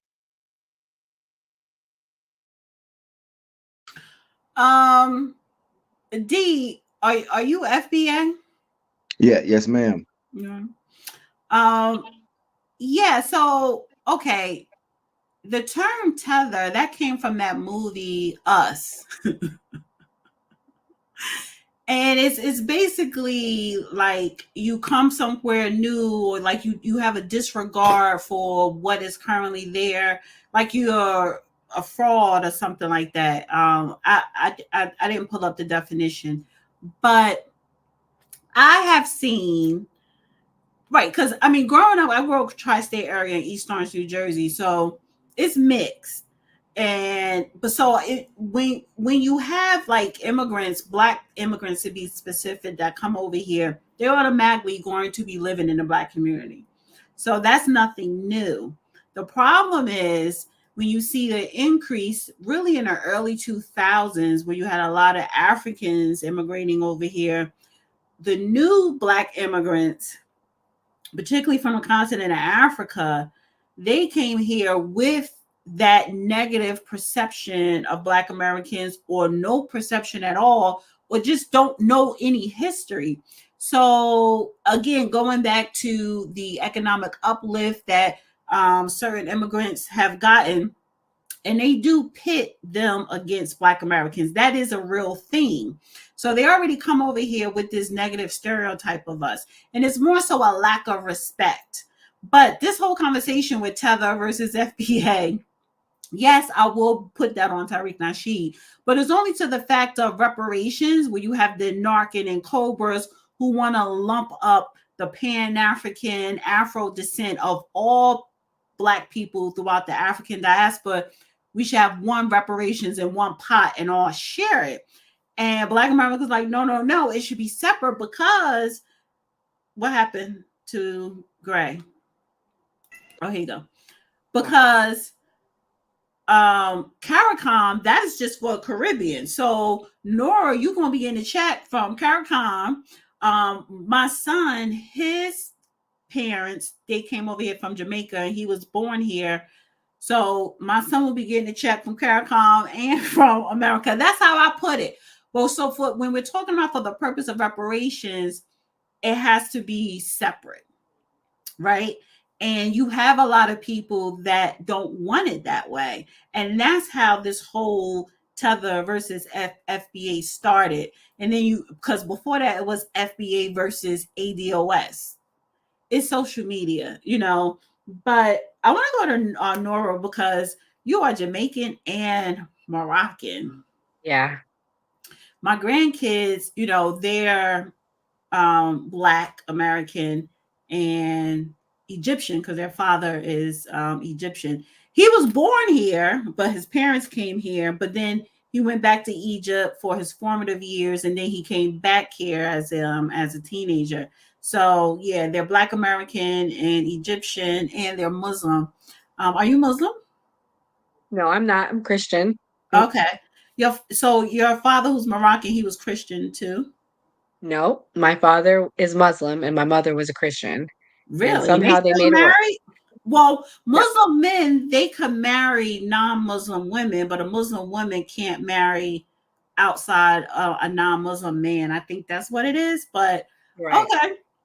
So yeah, so I want to ask you, like, how do you feel about it? Because I'm not calling you a tether. I wouldn't disrespect you. Yeah. I But feel like I understand the argument though, because I do think that some immigrants do come here and they are disrespectful to Black Americans. So I totally understand where they're coming from. We did, like I said, we did that show. This guy, Myron Gaines, he's from Sudan and he totally disrespects the Black community. And so I just feel like I get the argument. However, I do think it's a way to divide us, and that's my only issue. But my thing is, when Black Americans set the trend for opening doors for all people, right? So if you guys get reparations, I know it's going to only be a matter of time that the Caribbean countries fight, push back on Britain and France, and they say we need it too. So run me my check. You know what I mean? Like, I'm supporting it, not for me to get money or get support from it, but because I feel, again, it's the right thing to do. I mean, every other people that have been hurt by America has gotten a check, but African Americans. So for that reason, I support it. so, because looking at you, you look like a light-skinned Black woman. Well, not according to your fans. They've been attacking me all night. Well, first of all, I know nobody in that chat because Nora is nice, and a majority of my audience are seniors and boomers, then the Gen X. So I don't understand what the issue is. That should be attacking Gray, not Nora. Oh no, they've been attacking. I'm like a little bit, but I'm just saying, like, they, and I get it. I have features that I could be ambiguous. So I totally get that. My mom is a light-skinned Jamaican woman, and my father went on to have other kids with a new woman in his country, and they're darker than me, his kids. So I mean, I feel like what people don't know is Moroccans are like, like most Black Americans, like, we can come in any shade, like, but that comes to ignorance, right? And I'm just here to educate. So I'm not mad. I get it. But again, I'm for Black people. I support Black people, and I'm all about bettering the Black American community because these are my people. My children are Black, and I love this country, and I love Black people and the growth and struggle that they've gone through, and I just want to see them, succeed. Angela says you look like a Latina. You do. That's what I'm saying. And that's the thing. I mean, even with me growing up, people used to think I'm like Dominican, and I'm like, no, whatever. And that's the thing about Black people, different shades, different hair, complexions. But when you talk about the lineage, and I think that's the separation. Tariq and she do start some shit, but I would say that everyone needs to respect people's lineage. And going back to what you were saying, I agree. It is a lack, it's ignorance, a lack of education, a lack of understanding the history here in this country. And then too, we should be learning lineage and histories in other countries as well. And that's what is missing when you have immigrants that come here.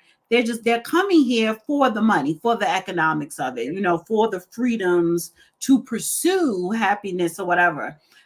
But they're not indulging themselves or educating themselves on the history via the Constitution, 13th, 14th Amendment, Civil Rights Movement, or just the contributions that Black Americans have done and paved the way for in this country.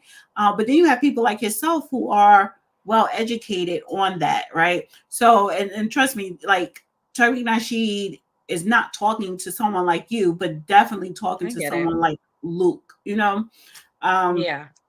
But the problem with social media, you have a lot of people that's just love to follow ignorance, and they're automatically going to call somebody a tether if they're not a Black American, right? And it's like, no, a tether is for someone who have disregard for our lineage here, because ain't nobody gonna be calling my son no damn tether, honey. So but I want to get you guys, if y'all want to comment on that, on the Luke tether versus FBA thing. It's entertaining, but honestly, I think it's silly and a waste of time. I mean, I understand where they can be coming from because I mean, I had a personal situation where a girl I was dating, a Haitian American, said, you know, I'm not like those African Americans. I have respect for myself. I'm not rude. So it's a lot of different African groups that look down on us. And like as far as the reparations, using Nora's situation as an example, is that they need to ask the Queen of England for reparations because that's who owned Jamaica at a time. But as a whole, if you look at African diaspora, I went to Rio de Janeiro right before COVID. Brazil had the most slaves come there out of any other country. So I feel like maybe it should be a United Nations thing. I think Charleston White was saying this, where you know United Nations pays out to all African Americans that suffer from dysphoria, similar to the Jewish community. I don't know if that happened through United Nations, but I know they received some form of reparations. Yeah, please don't ever bring up or reference Charleston White, because talking about ignorance, people who are just not well educated or well versed. United Nations has nothing to do with our government. It is a separate entity. Where the United Nations at here in America, that little block where that tall building is, that's the only piece of land here in America that is technically not American soil. So that has nothing to, they have nothing to do with reparations here or any other country. So yeah, don't ever reference him. And that's my only rule here for people. Don't reference Charleston White. No, I can't. D, you want to say something? I want to get to the super chats, and I definitely want to invite you guys to come back tomorrow. While I want to do a watch party for the interview. Oh, I know. I definitely enjoyed it. I'm sure they did too, and we love to come back. Great. So, did you want to say anything about the tether loop?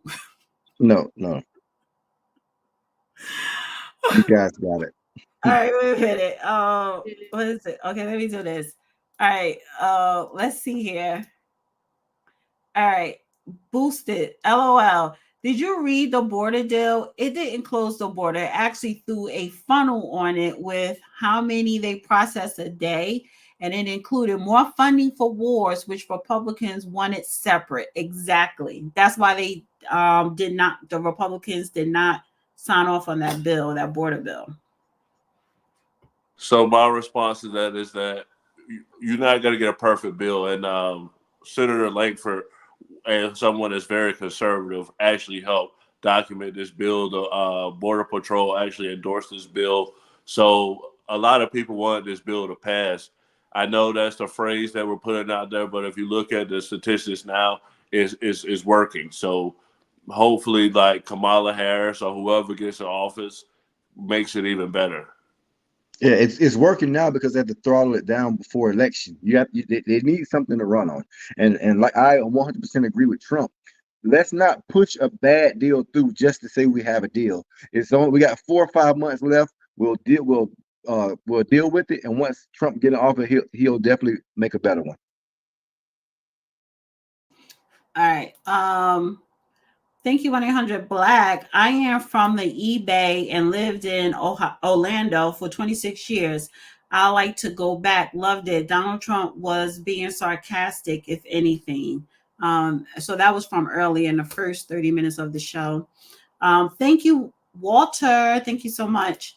Tim Walz approved a law that allowed illegal immigrants in the state of Minnesota. Gray? Oh, I never heard about that. I mean, I don't think anybody should just be allowed without going through the proper process. It's people like Nora's family that did the right thing and got in line. And why are you changing your stance? Because you I'm not. because you was just giving sympathy, saying that they should get some type of resources to help them while they're here with the school. I said the dreamers. I don't think the dreamers should be deported, and I don't think we ain't talking about the dreamers. We're talking about those people that just jumped over the border today. And I said the children, because Mayor Adams was saying they was talking about the school, but they're not considered dreamers. Dreamers are the ones who were born here, basically anger babies. Right. The kids that were born here, but their parents weren't citizens. So dreamers are the ones that was born here to illegal parents. The kids that are crossing that border with their parents are not dreamers. Okay, well, that's what I was saying. I don't agree with illegal immigration in any shape or form. I think that you should go through the process, and I think the Democratic Party has shown that we are a part of protecting the border. Mm-hmm. I don't know how you said that with a straight face. Thank you, Boosted again. Reparations is a talking point, never going to happen. It will never pass Congress, and if it does, it would get struck down by Supreme Court due to 14th Amendment. Also highly inflationary. Well, it cannot be struck down by the Supreme Court if it's passed through Congress unless someone tries to unless someone will have to take it to, someone will have to sue. But when a bill or an act is passed via Congress, that's just what it is. So I completely agree with Booster 5.0, and I think that if on the left and the right, if they see a whole bunch of black people getting checks and it's black millionaires in the United States, there's going to be a lot of upset people of European descent. And he's saying struck down due to, I guess, the 14th Amendment. The 14th Amendment is what made Black American citizens. So you need to elaborate. Why do you think it'll be struck down via the Supreme Court due to the 14th Amendment? Because reparations is not a race-based, it's lineage-based. So they can't sue on race because it's not race-based. So if it's not race-based, then it will not be struck down due to the 14th Amendment. And I do believe, can Black Americans get reparations via Congress? Yeah, if a Congressional Black Caucus actually were fighting to push that. We have a voting bloc, but they don't have a vote for us. And all of them are part of the Democrat Party. Gray favorite party. When slavery was over, Roland was upset he had to leave. DeAndre, the Caribbean has CARICOM, an organization to give reparations to Caribbean nations from Europe, which they should be fighting for. However, Black Americans are not included in that group. Yes, we are not. And Sir Hillary Beckles did say that it's only for the people in the Caribbean, and rightfully so. Just like our reparations here is for here, people in Brazil, they need to be knocking on Portuguese and even their own government as well. So yeah. Hi. Not all immigrants are tethers. Exactly. Now, you know what? What are you doing tomorrow? I want to invite you on the show tomorrow, Street Media. But anyway, I want to invite you guys back tomorrow. Bring y'all back over here for the interview. And so I'll send you the link, and so we can have a watch party. But tell everyone again who you are, and I want everybody to go to the new party. Go and subscribe to the new party on YouTube. I think they have a great channel, and I want to see it grow. So whether you agree with Gray or not, that's the beauty of it. Go over there and comment. You're wrong. I don't like you. This is why you're wrong. But go and subscribe. And that's what you want. You want a diverse of conversation and dialogue and stuff. So I want to start with Gray. Give us your Exactly. And I want to piggyback off of what you were saying. And coming to our channel, you're getting from everywhere. D's the Republican, North's the Independent, I'm the Democrat. And the channel is actually, my name, if you see right there, is Gray Mars. Gray, and there's MARZ. But the name of the podcast is a New Party podcast on the actual channel. Basically, you know, we founded this. We were going to debate each other, and then we were saying, you know what, let's go on YouTube and let's get the information out there. I originally was born in Georgia. I moved to Florida. I met Nora. Me and Dee know each other through Nora, and that's how we created the company. Go ahead, Dee. I'm a small business owner from Jacksonville, Florida. I've seen the light, and I've been woken up from the Democratic plantation since about 2017 because I did not vote for Trump the first time. I apologize for that. I learned my lesson. I know better now.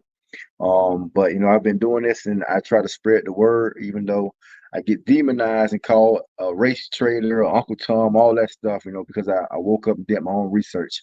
You know, but I enjoyed this, and I definitely come back.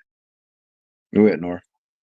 I'm Nora. Christine, I actually went to a HBCU, went to FAMU. So, you know, I know a little bit about history through going to FAMU. We had African American Studies class. I'm first generation American, but I'm a Christian first, a mother second, and I love this country. So at this point, I'm an independent because I feel as a Christian, neither party, you know, truly has connections to God. It's all about money. So that's why I say I'm a Christian. But I am voting for Donald Trump, and I'm proud to say it because I think he's the only thing that can save this country at this point. Real quick, Tara, the link is pinned in the chat. I'm putting it in the chat as well, and I'm also going to put it in the description and in the comment section because I want you guys to go and subscribe to their channel. And just one quick suggestion: why don't you change your YouTube channel to The New Party? Yeah, we're gonna change the name. I used my old YouTube channel. I actually was in the cannabis industry previously. That's a whole nother story. But I had the YouTube channel already established, and then we all came together. But yeah, I'm gonna change everything to The New Party. I've been changing it over. Mm-hmm. But you got us our first interview, so you made us famous now. So we have to get everything together. Well, Daniel said I like Nora, Dana, and D. White. You know what? But you know the thing is, I like Gray because military guys, y'all don't care what people think of you. I'm gonna tell y'all this, man. One thing I like about Gray is he honestly believes everything he's saying. He means all this stuff. He believes it. He's not bought. He's not paid for. These are all his real views. And that's the problem sometimes with you veterans. Y'all can be a little bit too modest because I'm telling Gray, go get that check, Gray. Go because you check off all the boxes. Hey, I have to bring my team with me. The Republican, the Independent, we're a team. I'm gonna bring them with, but I will take that Democratic check for sure. But one last thing I like about Gray is he served this country with honor. He went to the Iraq war, so I'm not gonna. He truly believes these beliefs. So y'all give him a pass because he served the country. So he's given talking points, but he also loves this country. Oh, yeah, and honestly, someone like Gray, I would definitely give a big pass to. I mean, first of all, people, you vote for who you want to vote for. I would never try to convince someone to vote this way or that way. However, people, you know, may disagree with Gray, and that's fine, disagree, but never disrespect him because he took bullets and he knew I could go. You were in combat? Yes, I went to right after I had a baby in high school, so I signed up for the military, and I went to Iraq in 2008. Damn. So, How old are you? I'm 35. Okay. Yeah. I'm slow with math. Right. So he went there knowing he could get blued up, honey, so that I can sit up here and we could talk about tether versus FBA, all that crazy shit. He over there dodging bullets, so he can get all the goddamn passes. So, however, you can disagree, but don't disrespect. So, and I stand on that. Disagree, but don't disrespect. I don't mind all the comments. I get attacked on our YouTube channel all the time. We all get attacked. I'm not gonna say just me. Yeah. We've all been attacked. Nora's race has been attacked. I've been attacked. Dee's been attacked. We've all had our fair share. I mean, a guy literally recorded a video about me and made a whole commentary on the video. So what we've learned, and what I tell them all the time is, hey, y'all, we on the internet. We gotta develop bulletproof emotions because people gonna come for us. Yeah. And that's just, that's just social media. We're in the matrix. I'm in it full time. Y'all may not be in it full time, and I'm already used to it. But yeah, so disagree, but don't disrespect. And I definitely want to have you guys come back tomorrow night so we can have our watch party and Gray could cape some more for Kamala and Tim Walls. All right, guys. Thank you guys so much. Thank you for having us. I'm gonna put the link in the description and in the comment section so people could subscribe to your YouTube channel and everything like that. So yeah, and then if you want a copy of this, I can send it to you as well. So if you want to chop it up and upload it, you could do that as well. So I'll send that over to you. But I will see you guys tomorrow. All right, see you tomorrow. We really appreciate it. Thank you. Have a good night. Bye, everyone. All right, guys, listen, everybody that sent in a donation, I love you most of all. And to tell you're right up there with them as well. I don't know what happened to Southern Belle, honey. I guess she only comment on Saturdays and Thursdays. But thank you guys so much for tuning in.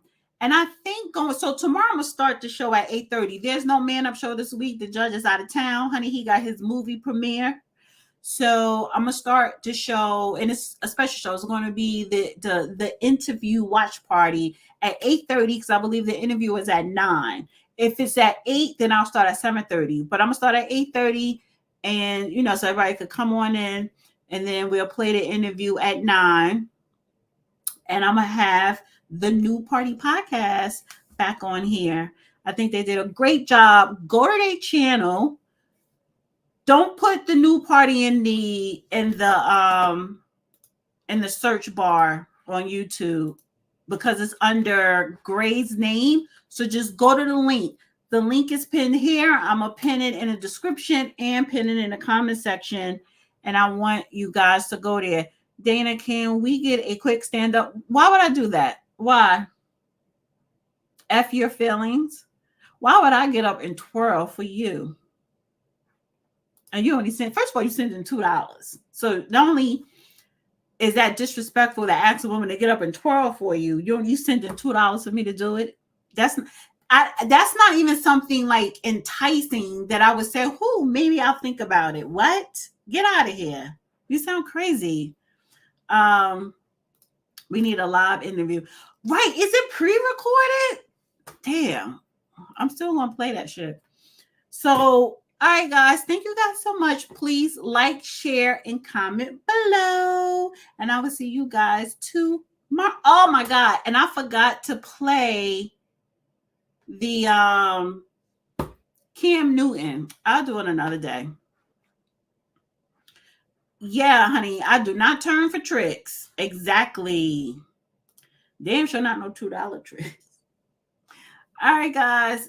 Thank you so much for tuning in. I'll see you guys tomorrow. Bye. I got to put the damn outro up.